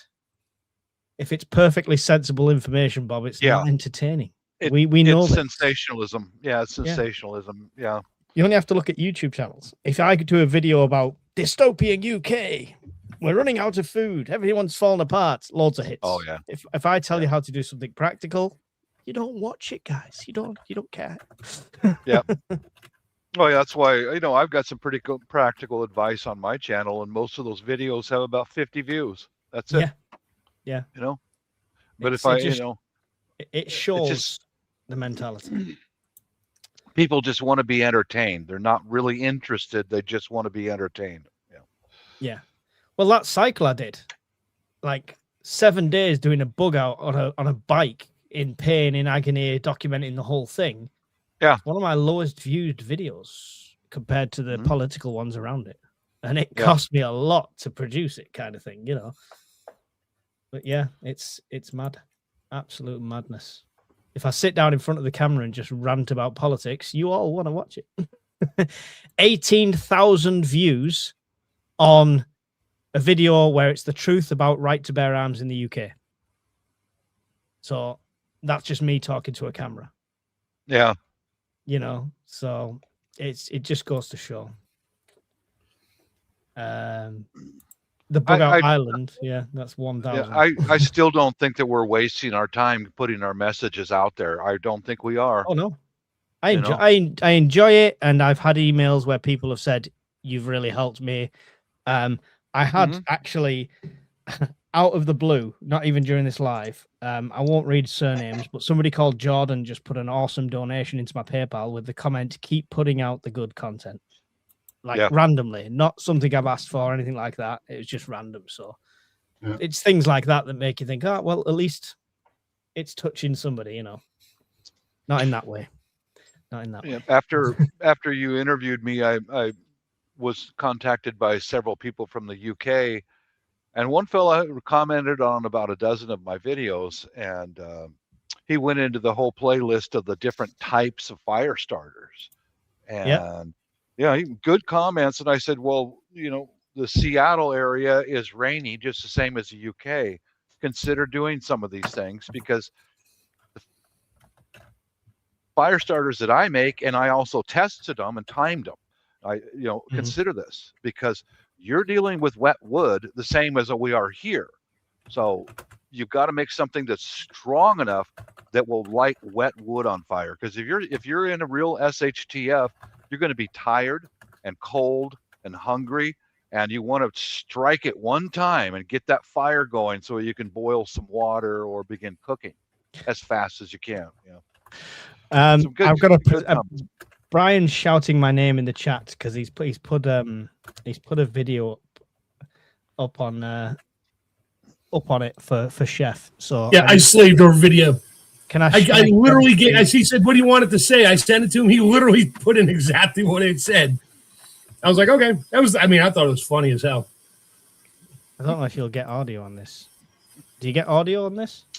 When you go to share, when you go to share, you got to make sure you got the final step in sharing the screen on the bottom right. You got to make sure it goes to share audio. I got it. There we go. Oh, what's going on? No, that one. Nope, it's not letting me. Let's just do the whole frigging window. There we go. Nope, it still doesn't like it. You want me to do it? I'll go and pull this up. Yeah, it's my channel, so there's no. If they give you a copyright strike, call me. Yeah. I'm like, no, I put it up. It's my channel. Oh, have you already uploaded the one he's just sent you? He sent another one to me. Who did? Brian, just now. What on Discord? On Discord? Oh, Yeah. I'll have to look it up. I I gotta find my phone. Oh, there it is. Why is it not finding there? Sorry, I'm in the middle of trying to clean up my mess in the kitchen here now. Hang on.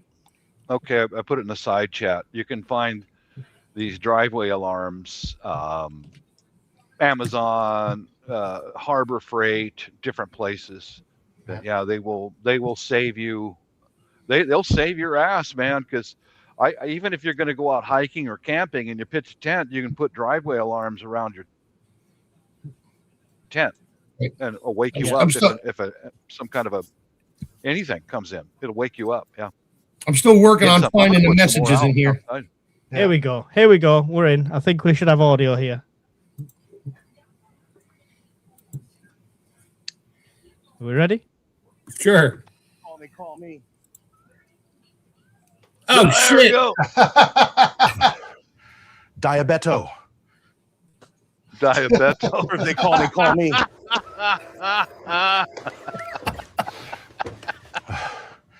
Diabeto. I have no idea what that means, but I don't know if I can put that. I want to put that on my channel. I'm trying to keep it funny, not poke fun at friends of mine. All right, this is the first one.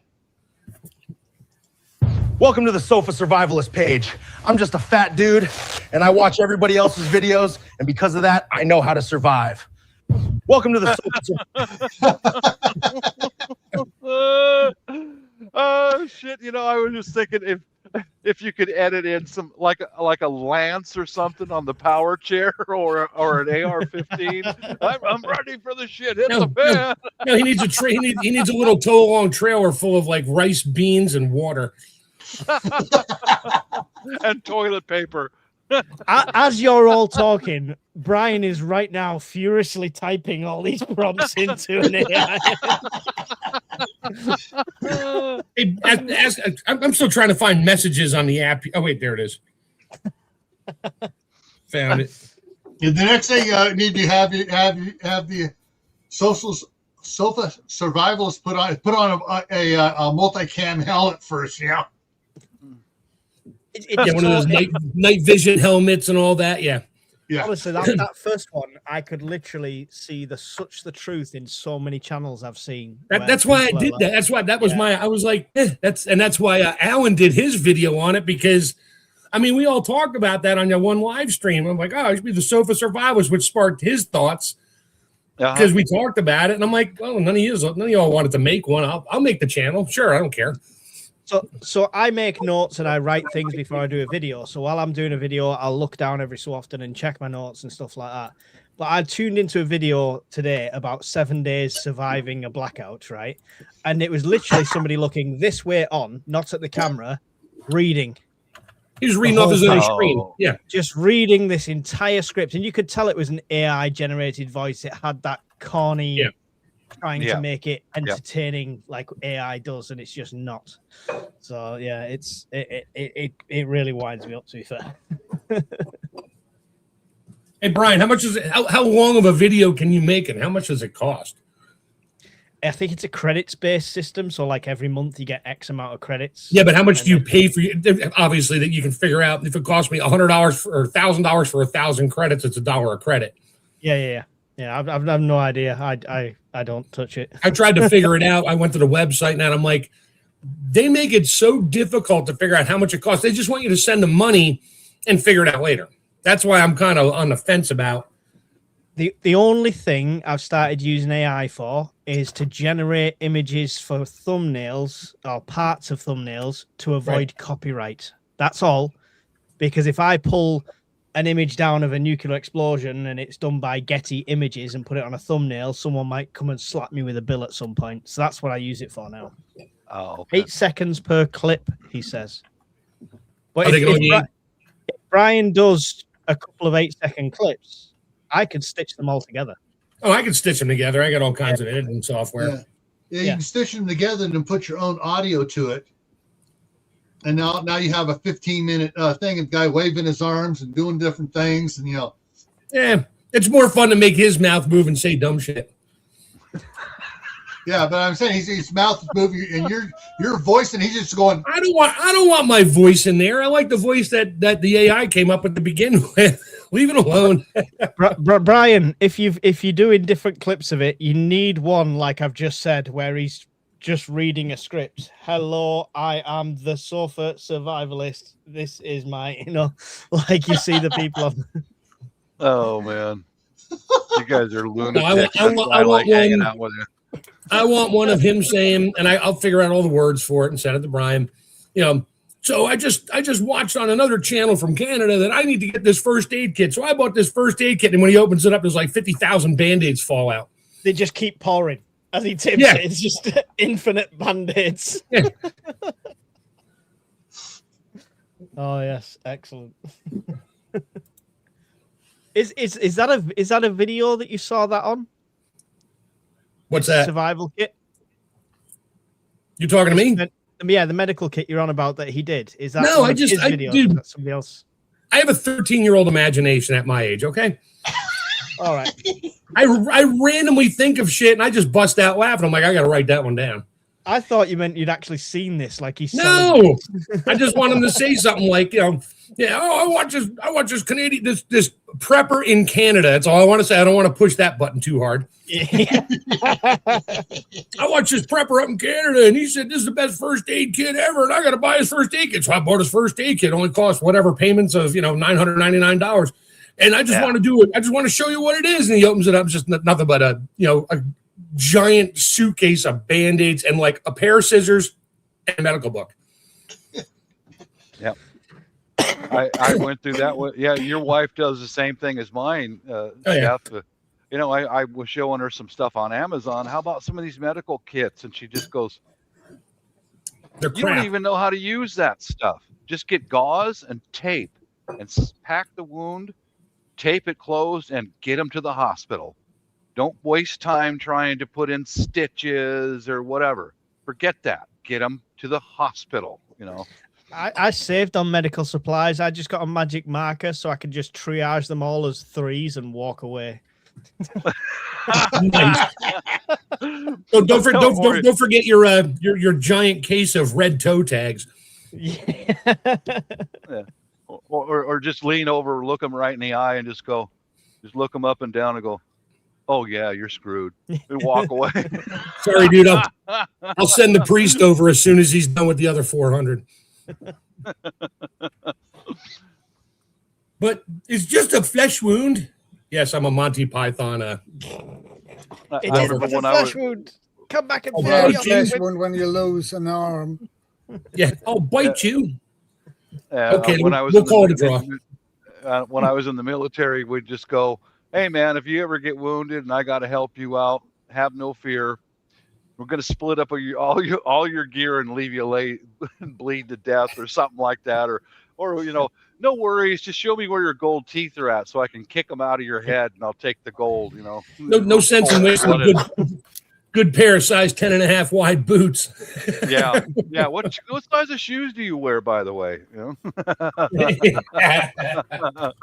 We'll pick your bones clean and leave you there. 'Tis but a flesh wound, says Evil Girl.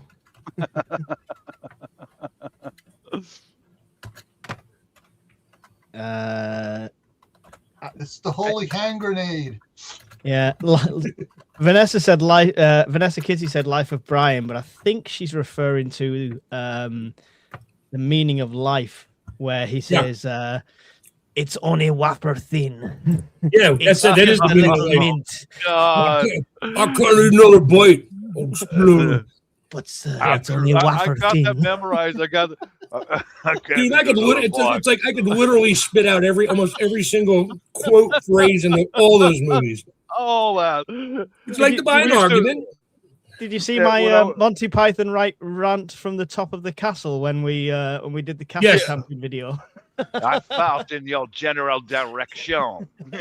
I told him we've already got one. Englishman. So the little known secret when he's up on the castle going, coconuts? Where'd you get coconuts? And he says maybe a sparrow brought him here. And then later on in the Bring Out Your Dead part, if you look at one of the tents as he's walking by, there's a guy throwing coconuts up in the air tied to a sparrow.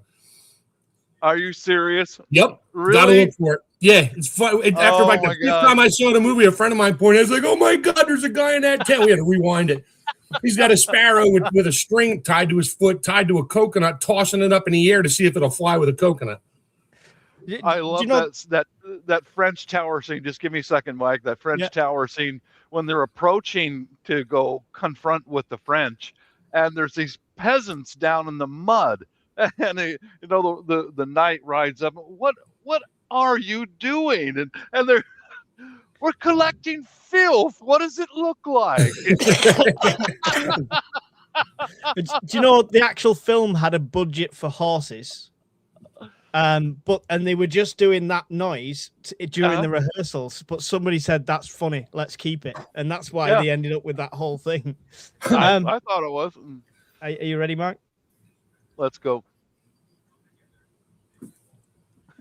No sound, but okay. Was it no? Oh my God, stupid thing! Hang on. You have to increase the output volume on it because you can barely hear it when you did it before. Okay. Come on, Boomer. Oh, wait, you're not a boomer. I can't call. Come on, tech dude. I'm the boomer. I'm the boomer here. Yeah. You, me, and Gil. Yeah. Uh-huh.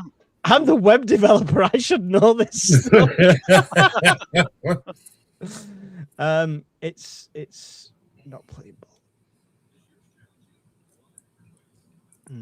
Hey, Brian, can you message those things as you're making them? Can you message them to me? Because I'll look through them and I might stitch them together and I'll chuck one on there. I'm at max volume there, so you'll just have to listen quietly. Was in meal team 6, you know. Meal. I'm special needs. Okay. That one's going up at Brian. Brian, you and I need to talk because that's going on the channel. That's funny. I was with Meal Team 6. I love that. Yeah. Right, you need to send them to Chef now because everyone's going to have seen them. So when he uploads, nobody's going to be interested. He needs some exclusives. Meal Team 6. Oh, that's hysterical. I laughed my butt off here. Uh-huh. Well, we've gone slightly off topic. Just throwing that out there. Yeah. The fat dude has a knowledge library. He watches everybody else's YouTube videos. Yeah. There you go.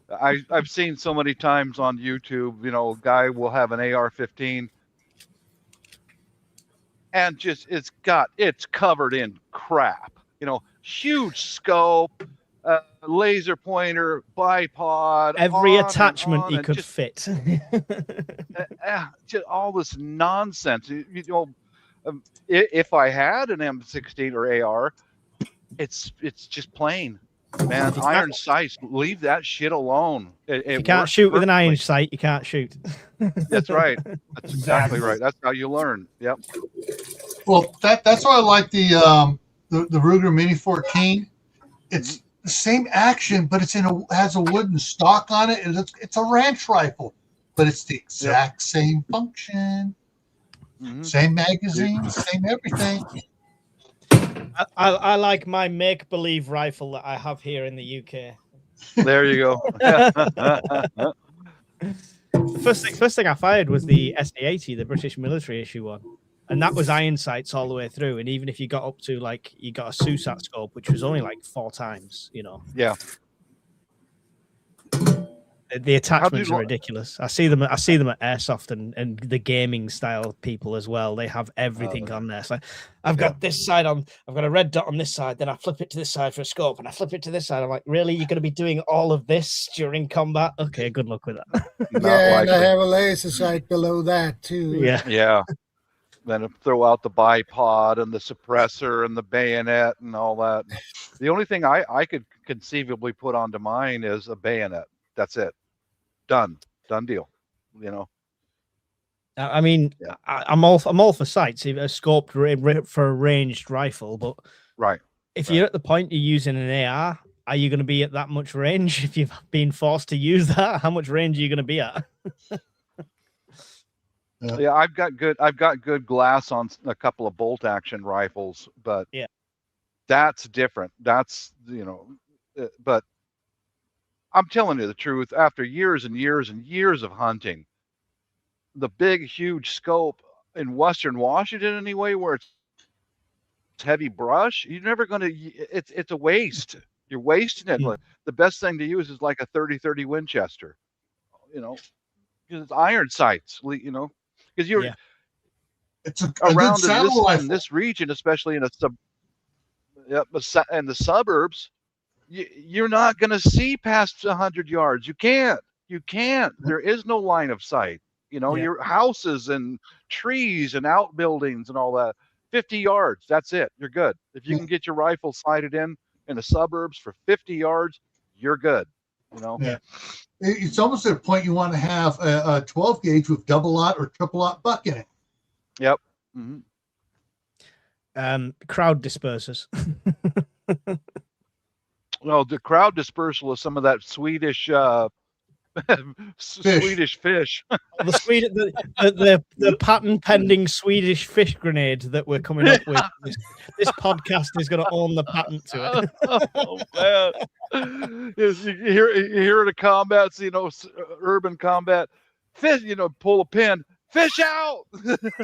Pop! I mean, you joke, but open one of those, throw it through your neighbor's letterbox. That house is going to be ripe for looting about a few hours later because they're going to. Just come on, just take a can of it, puree it up really, really fine, put it in one of those refillable fire extinguishers, add some vinegar and water to it, and just spray the crowd down. Super soaker. Oh yeah, they won't even be able to run. They'll be throwing up so hard. They'll wind up in the hospital for dehydration. Yeah, probably. Yep. This is the kind of inventive thinking we need here in the UK when it comes to defense. Now, I'm trying my best, Mike. I'm trying my best. You go to Amazon to order some of that pickled fish, and it's all sold out. It's Somebody's doing something. You know? Oh, all of a sudden, you ordered the fermented fish and a refillable fire extinguisher, and you got the FBI at your house. Oh no, there's a super soaker water gun that comes with a backpack and a lever like this. That's what you want. Yep. Oh, I guarantee you that would disperse a crowd. You go up to a super soaker and start spraying people down with some liquefied that stuff, dude. It's over. They're leaving, man. Oh Lord. No, they'll have to call a hazmat team in to clean the neighborhood. Next spring, the plants would grow like crazy because they got all that fertilizer all over the place. You know. I'm trying to remember where it was. I think it was in Canada. The farmers took a liquid manure spreader tank and sprayed the people out there that were parking on the farmer's property and wouldn't leave. So they just took it out there. Wait. Oh, here it is.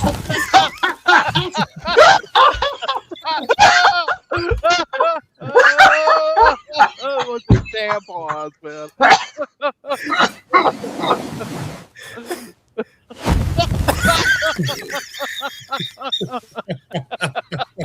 He looks like he's gained 50 pounds since the last video. Doesn't even need audio right there. That's perfect the way. I'm sorry, to me that looked like a bunch of tampons.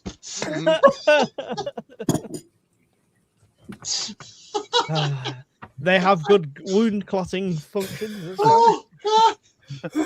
All right, Brian won the video of the year with that one.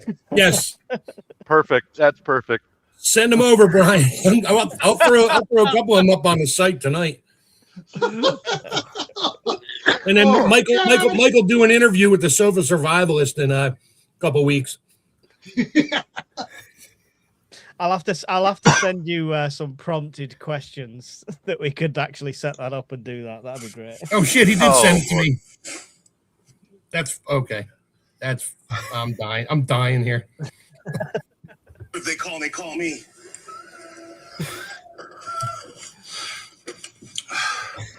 Diabeto. Full of burritos. Meal team 6, you know. Okay, that one's going up. Meal team 6. All right, no, I'll put those up later when I'm done cleaning up my when I'm freeze drying here. I wish I could send them some freeze dried food, but getting it through customs over there, I don't think that'll fly. I'm not sure what the deal is with food wise. I think you can send food. Well, you can, but it has to be commercially processed, canned, or whatever, not like homemade something. That's why you make a little label for it that looks professional. Sure. No. States, I can send stuff, but yeah. Thank you, Brian. That's awesome. That's awesome. Pete thought the first aid kit was full of burritos.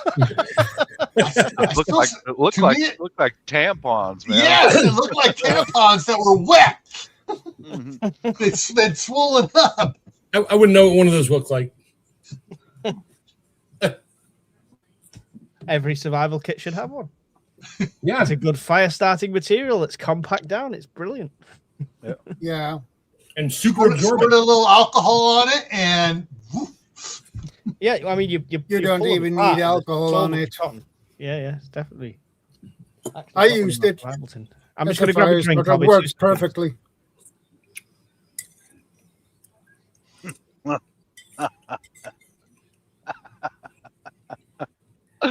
Oh my God.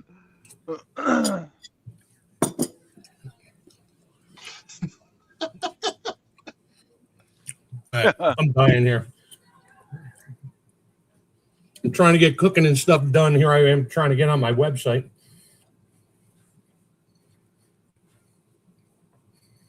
oh man.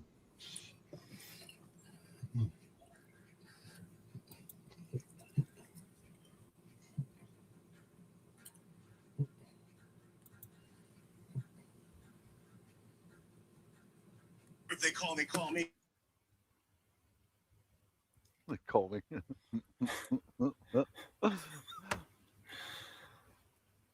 Oh Lord, that was really fun.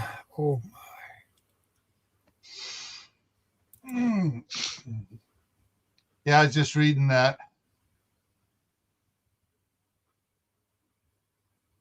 Yeah. Well, speaking of the tampon stuff, the Against the Wind. I'm sorry. When you start a sentence with a bunch of guys sitting around talking about prepping stuff, and you start off the sentence with talking about tampons, I think I'm going to leave now. Yeah. The Well, hell is that? from your video, they look like tampons, but in the novel, I had the girl's family. There was the loud noise from the volcanic eruption, the shock wave, and they're all covering their ears and stuff. And so they broke into their supply of tampons, got them wet, and had everybody hold it over their ears to help dampen the sound because they didn't have earplugs or shooting muffs. And that's was one of the things that I learned does work. That they were just covering their ears with just water-soaked tampons to deaden the noise. I already thought of the title. I'm not going to say it now. You all have to look for it. I already thought of the title for the first aid kit one. Good. As soon as it's up, I'll watch it and give you thumbs up and sharing it out. I have to move all this to my iPad from my phone, which is a tedious pain in the butt. But Yeah, my wife made it very clear that tampons, do not put tampons in an open wound. Oh, no, They no. draw blood out. They make you bleed more. Use a tampon for what it's used for. Give it to the you can girl. use it. You can use a pad on top of it to maybe absorb some, but it'll just keep absorbing. Yeah. Yeah. Sort of like baby diapers and stuff like that. Same principle. Mm-hmm.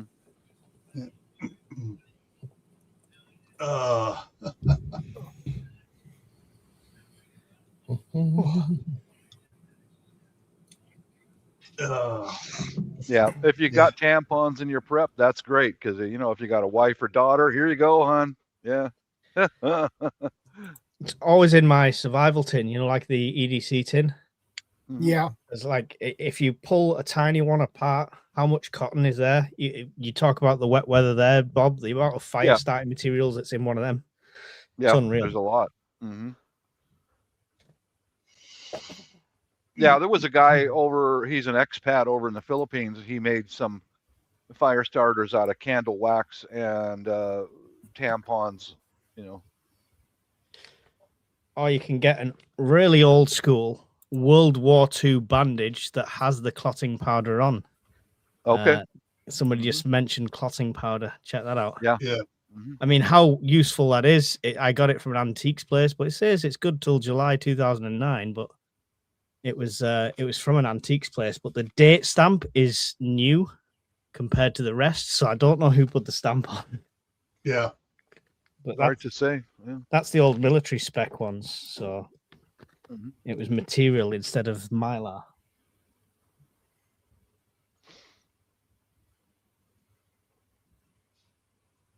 All right. Brian says, he says, Mike, new vid. He's already done. I think that was from before. Yeah, he did 3. No, he did. This just came up. No, he just put down. He sent 3 already, so there's obviously another one there. Yeah. No, I've only got 3 in front of me. He says this one is funny. Okay, this one it's funny. The other ones weren't. I want to see this new one. And you know what? It's probably taking a minute to get into my into the message box. It's loading off of his thing onto mine, so it'll take a minute into the chat box. No, the last one I got was at 14 minutes past 10, Brian, if it's in that same chat box. No, he just literally said, no, it's new, 5:22, like literally a minute ago. No, yeah, I'm saying the last one I It's received. just taking time. It's taking time loading across. Yeah. Yeah.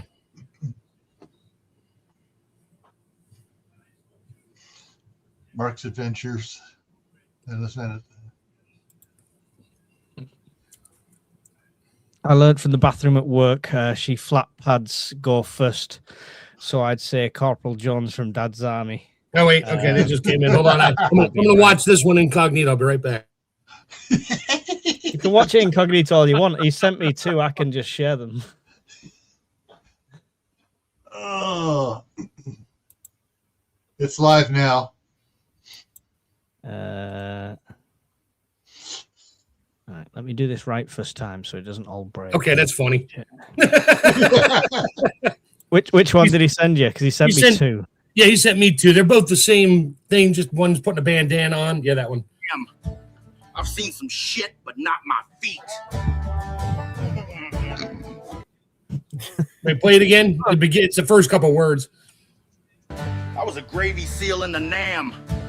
I've seen some shit, but not my feet. A gravy seal. I was a gravy seal in the Nam. Feet.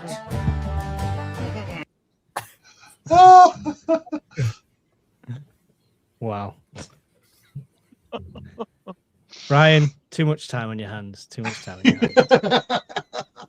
I got him going now, I think. I start talking about stuff, and he's like me. He's like, his imagination just goes off the deep end. That's him till 2 a.m. now, just doing that. You're going to wake up tomorrow, Mark, with about 1,000 videos. But, That's all right. The second part of that, I've seen some shit, but not my feet. Yeah, but I can't see my feet. Yeah. Oh, man. I love how it's kept the same character features. Like every time, usually AI changes a lot of it, but it's really done really well. To be fair, it's cool.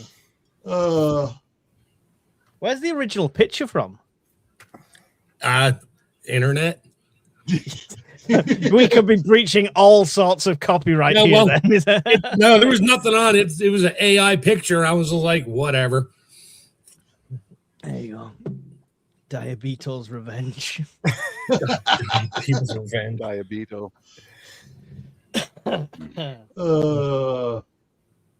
gonna have to do this later. I'm having a hell of a time trying to find. I can't even find out where to upload videos off my iPad, which I've already done a bunch of times. I can't find it. Top right corner, just the plus, right? Oh. There we go. Maybe. Oh man.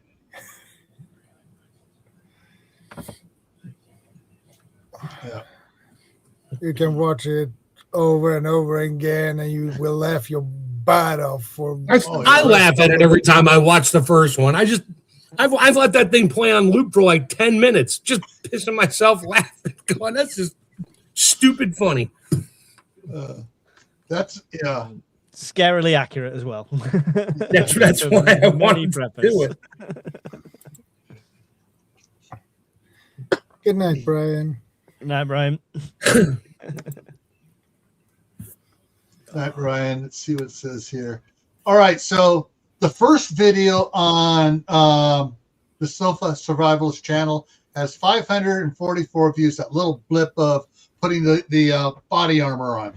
Yeah, that's because Mike shared it on his channel. Yeah. Like when I first put it up there, he's like, and he's laughing. He's like, "Yo, just subscribe and watch this video." And within like 5 minutes, I went from 3 subscribers to 49. Hey, it's good to see you, man. Mm-hmm. Yeah. We'll get it up there. We'll get it more. When we get a podcast interview. Oh, I'm sure. I just do it for fun. Someone needs to incognito send them to Nate, the Canadian prepper, because he does them shorts where he reacts to other survivalists' videos. So if somebody just inboxes him the links to them, he might do a video on them, and that will send loads of traffic. Oh, it would. Yeah. I mean, I can comment. Well, yeah, I don't know how to do that because you can't put a link unless you're a moderator. No, I'm sure he's got contact details or somewhere. Oh, I'm sure. I can find his email. Yeah, we mail bombing with Sofa Survivalist. Yeah, overload YouTube in about. I go from 45 subscribers to 1.9 million in a second. I thought about doing something really ridiculous, like a terrible survival video. Like I gave it a chance, dude. I'm telling you, you had your opportunity. No, but just on my own channel, just doing, this is how you filter water and just like run it through cotton wool, then drink it like it's clean and straight from the river. Something ridiculous like that. Send it to him so he can make a video to react. Send me all the traffic, and then I can delete the video afterwards and have the subscribers. There you go. Yeah. I'm like oldest losing my book. mind right now. To your newest purchase, lads, go. What's musty? What's fresh? My oldest book, age-wise, is the Bible. Mm-hmm. Illustrated edition, because I like pretty pictures. All right, so yeah, that's seen some use, as you can see. Yep. What's your oldest book, guys? Same thing. Yeah, same thing. King James Version. Not one of those new fancy dancy ones where they start pulling out verses and changing words around to say, "Oh, we got to modernize the words." No, you don't. Yeah. Old school, Old Testament. This is my oldest. Show me the name of that, and I'll attempt to read it. Down a little. There we go. Oh, okay. Overlearner Shandboken. Survival Handbook. Oh, okay. I translated it. John Lofty Wiseman. But what does it? You read the actual word. How is it? Did I pronounce it anywhere close to right? Överlevnadshandboken. Oh, Jesus Christ. Oh, my God. Overlevnadshandboken. Is that right? Oh, Excellent. Now that's complicated. Oh, God. Oh, say it again, would you? Överlevnadshandboken. If the title of the book has got more than 5 syllables, I'm out. It's beyond my pay grade. Yeah, Shadow, we're simple. Keep it to 2 syllables in the English, for us English speakers, about the only thing maybe close 3. to that. The only thing close to that I can say is supercalifragilisticexpialidocious, and that's it. Oh, I used to be able to say that Welsh place. Yeah, but can you spell it? In about 20, it'll take about 20 minutes to sound it out all the way. I know, me too. IT, I can spell it. When I was a kid, I could actually, because in the movie she says it backwards, I actually watched it so I could learn to say it backwards. But that was 45, 60 years ago. My wife's Oh, there we go. my wife's language, every syllable changes the meaning of the word. Each syllable. And I remember one day I tried to say good morning to my family, and the real word way you say it is buntag, but I said something like buntak or buntak. Buntag means good morning. Buntak means a fine young street hooker. Wow. I mean, wow. It's not good night. It's not anything close. It's a change, just a little bit of a change in one of the syllables. It changes the meaning of the word completely. So I walked in the family's home and I said, "Ma'ayan buntak," and they all froze. Went, what? So I actually said, instead of I said, "A mountain of fine young street hookers," and they all just froze like, "Oh, what did he say?" Oh my God. So that is an actual town in Wales. Yes. And that top is the name of the town, and the bottom is kind of like the phonetical way of saying it for other people to visit. So it's Llanfair, Pool, Gwyn, Gil, Gogo, Uquirn, Grob, Ul, Clanus, Eloch, Goch. That's crazy, man. That's a town name. Can you imagine writing that on an envelope? You don't want a pen pal in this town, right? You do not want a pen pal in this town. No. Could you imagine getting a driver's license and having to write your what city? Well, the abbreviated Fit. Everyone knows it as Goch. That's all they say, just the end bit, Goch. So, but yeah, that's actually in Wales. That's a place name in Wales. Wow, that's crazy, man. Well, I will tell you, I thank the British so much for the English language, because it opened up the world for the rest of us. Everybody. Now, so many people I've talked to from other countries have had basic English lessons, and we can communicate. Thank you, England. Well, it's what that is. That's years of English ignorance, where we go to foreign countries and instead of learning the language, we just shout English louder. So we forced everybody else to learn it. There is some truth to that. Yeah. 2 beers, please. Sorry, I don't understand you. 2 beers, please. Like that's going to make a difference. Yeah. Or you have I to use a use lot of the hand sign gestures. language. I'd use a lot of hand gestures. Yeah. Everywhere I go, I learn the very basics. I'll only spend a week on it or something, but learn what I'll need to order food, to find toilets, stuff like that. I'll learn very basic phrases anywhere I go. Yeah. I've been laughed at many times overseas trying to use their language.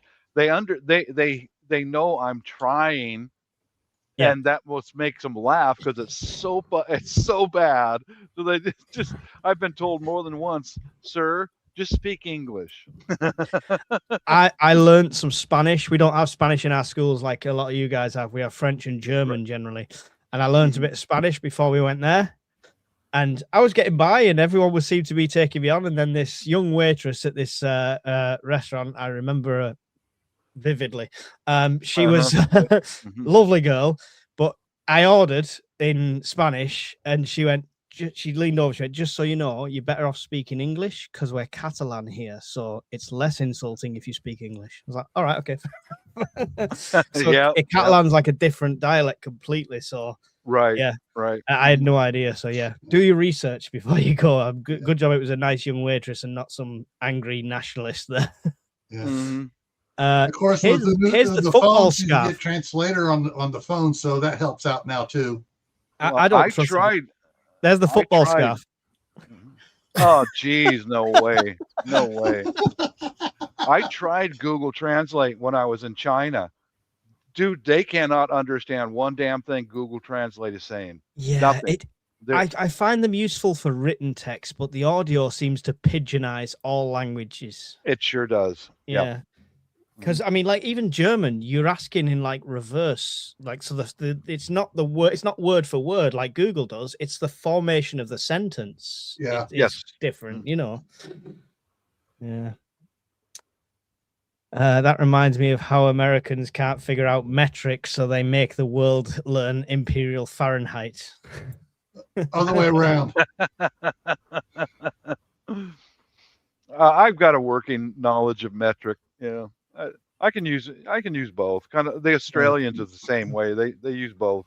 Well, you know where we got where we got the miles and the Fahrenheit from, don't you?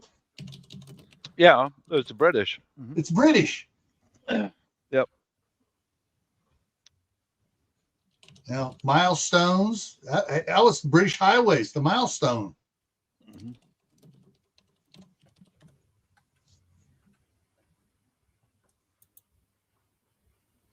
I don't do kilometers. We do miles.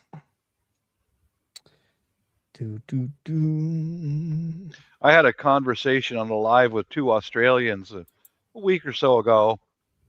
One Australian was like, we use both imperial and metric here in Australia, and it's really not anything confusing. One other Australian was, "You fucking Americans, you're the only goddamn country they want." Yeah, like, geez, dude, are you a little bit bitter over there? Yeah, there's some interesting people, isn't there? It's I'll be completely honest with you, panel. When I'm overseas and I hear an Australian accent, I leave immediately. I do.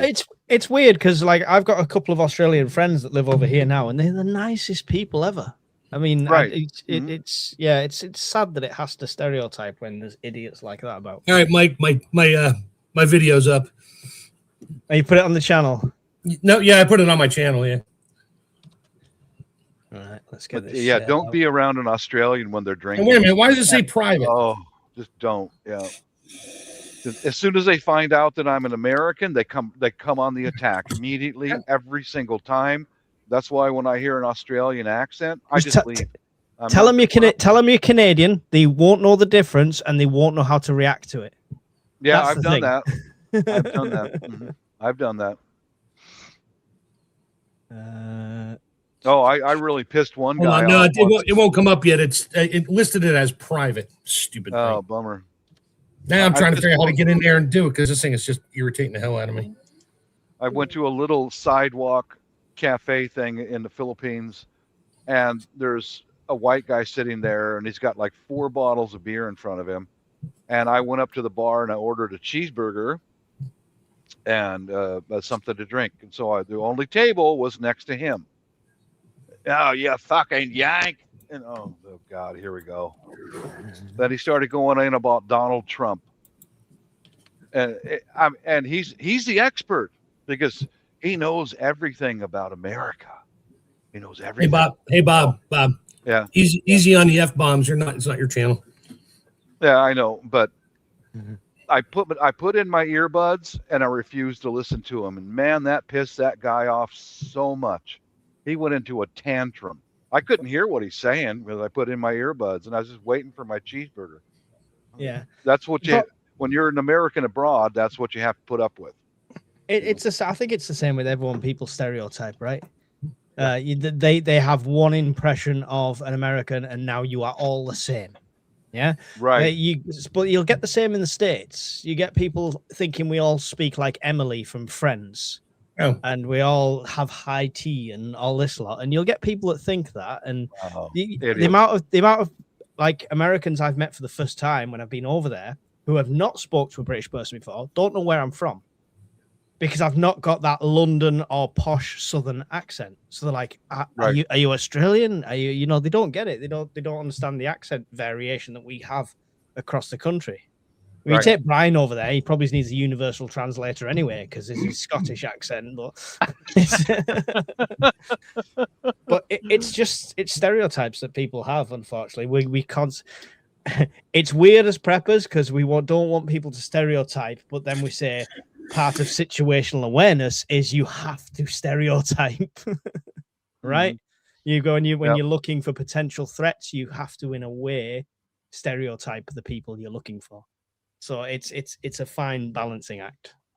Or you stereotype the people you're not looking at, anybody that's different. Yeah. My usual method when I run into anyone who's confrontational, I get up and I leave, because I'm not going to change their mind. I'm not going to change their attitude. And I'm not going to sit there and argue a little thing. I just like leave. Oh, you're a bigger man than me, Bob. I enjoy the challenge of the arguments. Oh, I don't want to waste my time. I just don't want to waste my time. If I'm enjoying a coffee anyway, sat there and somebody's saying something, I'll happily politically school them for half an hour. I won't spend any extra time than I was going to spend there, but if I'm there anyway, why not? I used to invite the people that knock on your door to come and tell you about different religions. I'd invite them in and have discussions with them and like argue back points. Yeah, I've done that too. Yeah, it's I don't mind doing it. Every so often you see something spark in somebody's head you're talking to, and they're like, oh yeah. You see it with a lot of people online with like arguing with leftists, and you could see sometimes a moment where like an extreme left-wing person realizes, oh, actually you're right, yeah, if I was in that country they would kill me. Yeah, I had an incident in the coffee shop where a young lady, was free Palestine, all that stuff. Yeah. And I live among the Muslims overseas, and I have a Muslim neighbor behind me here. I live among them. I know them. And I was explaining to her the harsh reality of their system.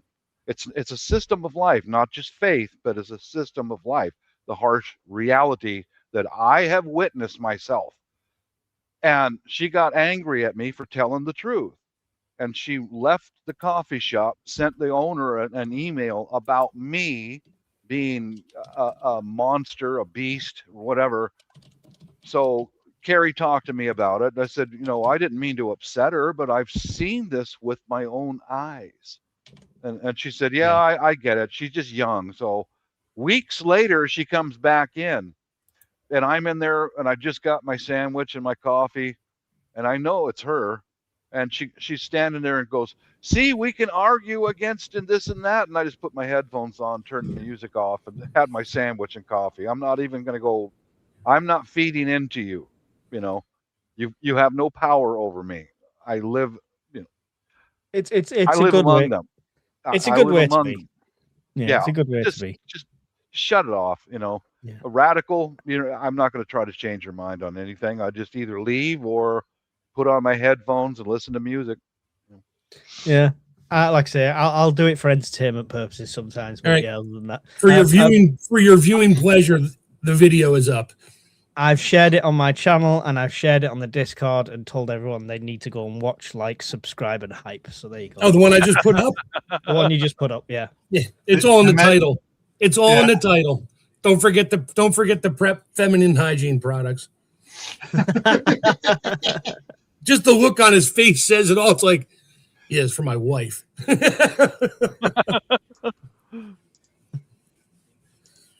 I like the optimism that you think that guy's married. Hey, you know what? There it is. There it is on his channel. He's probably married to a 5'2", 87-pound, really good looking woman. Yeah. So in other words, he's got a bank balance. Yes. Exactly. Oh, or she has a $5 million life insurance policy on him.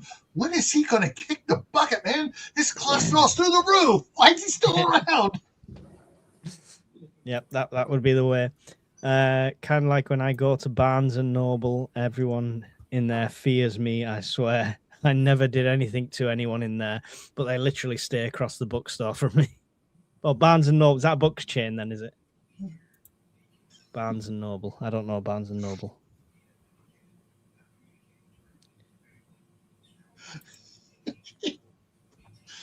I'm sorry, I'm just watching. I'm just laughing my butt off. Look at the expression on his face afterwards and everything. The big frown that comes on there. Yeah. Hey, is tomorrow the Super Bowl? I think so. Okay, well, I'm going to go live at 6 p.m. Pacific tomorrow, but probably won't get too many viewers because I think the Super Bowl is tomorrow. So. Let me check. I don't watch that Tomorrow, yeah, 11:30 our time. Patriots and okay. Seahawks. Oh, okay. I probably won't be watching. I'll be too busy re-inventorying my freeze-dried stuff. Yeah. I'll watch it the day the Texans get anywhere. I used to only watch it just for the ads. Now I don't even want to watch the ads because they're always so. You know what? Not going there. I wait for the next day and YouTube the halftime show. That's it. I'm not even going to YouTube that because of who they decided to put on this year. Do a little research into that one. Why? Who is it? You know what? I'm not even going to say the name. Not going to give any credence to anything. Let's just say it's purely satanic. Oh, Like, the heck like with the that, last man. three. This one's worse. Really? Bad Bunny. Bad Bunny? Who's he? Yeah, that's it. Yep. Yeah, go figure. I have no idea. They're not from over here. Whatever it is from over there somewhere.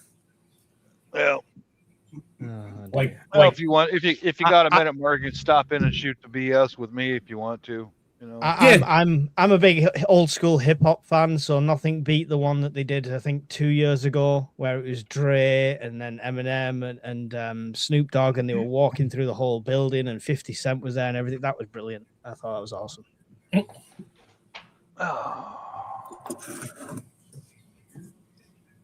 Yeah, I don't do well with the satanic stuff. I don't. It's no. They started planning that back in October last year, and yeah, it's been ugly. I'm surprised a lot of people are actually going. But you know, then you got the Super Bowl diehards. Got to go. I paid $7,000 a ticket for nosebleed seats. I'm going. Yeah. Just to say I went. Good for you. Do people just book it before they even know who's there going? Oh yeah. So you'll get a lot of fans that are not even followers. They don't even care who's playing. Okay. And they don't even know what stadium it's being played in. But you can buy it. You can get it at Ticketmaster or whatever. Yeah. And then it's okay when seats are available. When we know what stadium it's in. I'm guessing. We know what stadium it's in. We'll pick your seats for you. They do these game day packages. I've just clicked on one to see. Yeah. Super Bowl tickets conveniently located at the Santa Clara Convention Center. Open bar tailgate inspired menu. NFL legend appearances. $4,455 per person. Yeah, that's inside. That's not out in the parking lot in a tailgate. That's like a dinner party, whatever. Yeah. Package. Yeah. Wow. Well, I noticed I already went into town and got my coffee and sandwich, and there was a whole bunch of people wearing Seahawk gear. Oh yeah, Seahawk painted their faces up, and they're walking around town like that. It's like, that's right. Really? It's gonna be it's Seahawks and Patriots. I can almost guarantee the Patriots will win again. Why? Because when Trump was in office the last time, they won. What's the average price of a just a football ticket over there? Like if you just go into a regular league game. No clue. I have no idea. Probably like $100 for like a middle grade seat. You want 50-yard line, whatever. You're going to pay more. You want nosebleed up tops, less. Yeah. So probably about $150. Depends on where you sit. Yeah. Not including parking and a $12 12-ounce Budweiser. Ugh. Yeah, and because all the like food. Yeah. Premier League tickets over here are still like, people say it's like the most expensive sport, but I don't think it's even that like it is there. I'm sure it's between, some clubs are like 30 odd and they go up to about 60 odd at some clubs for a ticket. So it's not as bad. That does sound extortionate. I don't fit well into the suburbs where I live because most of my neighbors are people who will spend an entire weekend in television watching sporting events and accomplish nothing. Like, I'm too hyperactive. I've got to do something. I can't just sit and do nothing. I can't. Like I'm making soil while we're talking right here. Hey, thanks, Evil Girl, for the comment. I just pulled up the channel quick. I'm like, all right, who commented? Oh, there should be another comment in there too. Oh yeah, there's yours. Yep. You got a like from the fat dude.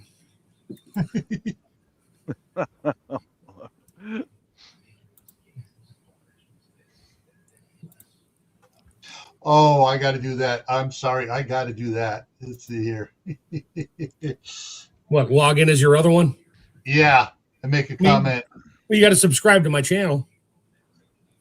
Well, he is, but it's quicker just to do this here. And give me a second, and he's going to make a comment.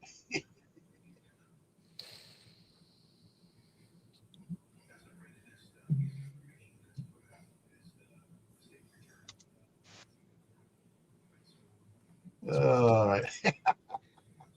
There it goes. Like number 6. Yeah. And get the comment going here.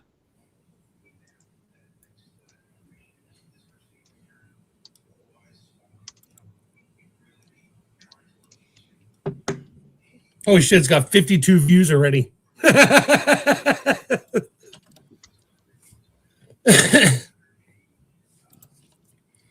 That's good. I'm gonna have So, more views and likes and subscribers on that one channel alone than I do on Chef Tech and Magic Acres combined. Thanks, Mike. It appeals to people. It does. It's fun. Dude, it appealed to me. It appealed to all you guys. But I did it. Because y'all, I'm telling you, you dropped the ball. I gave you all a chance. I'm going to keep saying that over and over again. I think Alan's pissed off at me because of that. Oh, no, it's all right. I'm going to start a second YouTube channel anyway, and I'm just going to dress in stupid colors and count to 5 about 300 times with music on and make a fortune off people who put the kids in front of YouTube. It's just, that'll pay the bills. There you go. Well, you got 55 views now on it. That's 10% of the other one. The other one's going up again, too, because people are now watching them both.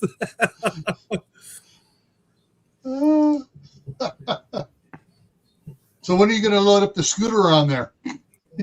I'm not sure about the verbiage on that because, like I said, it's kind of, yeah. The gun one I'll probably load up. That's funny as hell, but I'm not going to do it right now. I'll give it a week or a couple days. Or Mark, you're not on TikTok, are you? No. Can I upload one to TikTok just to see how people respond to it? Sure, as long as you On put my my channel. as long as you put my Sofa Survivalist YouTube link there. Yeah, I'll put the @ on it. I'll @ on it. I just want to see if it like it's the kind of thing that would go stupid on there for no reason. So I just want to see. Yeah, on TikTok it would. If I send you the viral and views you would get loads probably of it, go up. I want me cut. Whatever, dude. If it goes that viral, I'll ship you a damn freeze dryer. Hell, I might even hand deliver it for you and show you how to run it. I need the original, the first one. There's like the introduction one. Yeah, I'll sort it out afterwards. I'll see how that goes. That'll be funny. Yeah. Anyway, what's the topic today? Stockpiling feminine hygiene products. Knowledge is power. We've got 6 minutes left to talk about something on topic. Well, knowledge is power. If you know how to do AI, you can become powerful. There you go. There you go. Yeah. Or if you know Brian. Yeah. That's another. Right now I'll go with choice 2. Exactly. It's not what you know, it's who you know. There we go.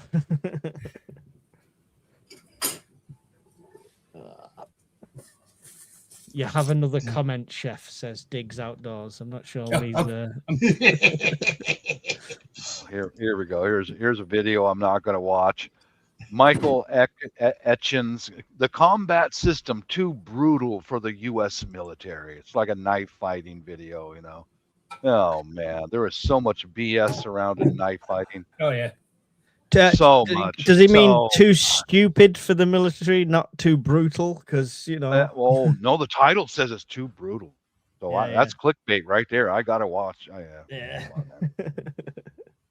Yeah, you probably laugh your butt off at the same time. Mm-hmm. What I know about knife fighting is if you can, you cut his hands first thing, or whatever comes at you first, cut it. And then when you go in, go underneath the ribs. Listen, what I know about knives is if they've got a firearm, go towards them. If they've got a knife, run away. Yeah, that's a fact. What I know about knives is a dull knife is your worst enemy when it comes to cooking. Yeah. What about you push harder? You push harder, and there's more of a chance you're going to slip and do yourself damage. Mm-hmm. I don't think I could cut butter with this at the moment. That's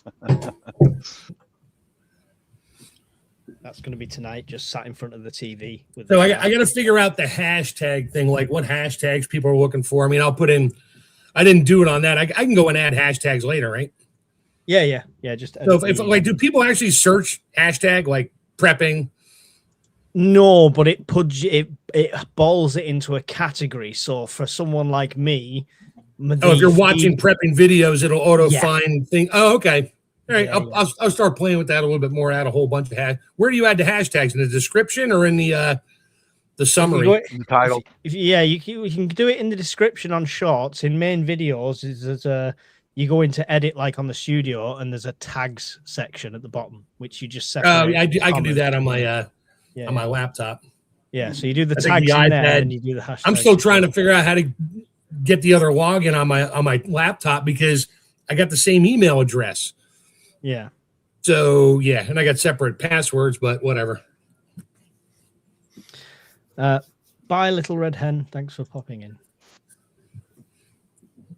Little Red Hen.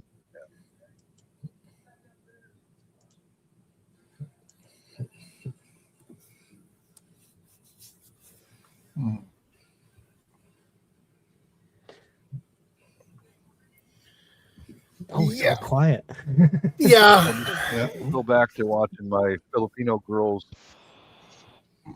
There you go. And I got a ton of stuff to start cleaning up in the kitchen before the wife gets home, loses her mind because I've been cooking for the last 4 hours and I don't have dinner for her. Oops. Uh-oh. Well, I was cooking for the freeze dryer, not her. She knows it. Uh-huh. Yeah. I think I'm going to bounce, guys. It was good to see you all again this weekend. Bob. And hey, Bob. if you get a moment, stop in and say hi tomorrow night. You know, if there's nobody shows up, I'll just, I don't know, put on geisha makeup maybe or something. You know? There you go. I'll be there. You've sold it. I'll be there.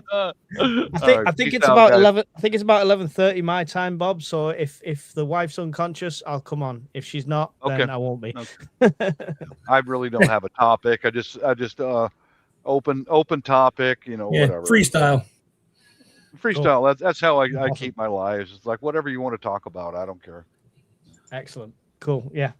Count me in. Right, I'll be there. Later, guys. Later, bud. Later. Yeah, I'm gonna bounce off here too now. Okay, Mark. No problem. I'll catch you guys later. Gil, I might see you on later. Depends on what's going on here in the house. All right. See you later.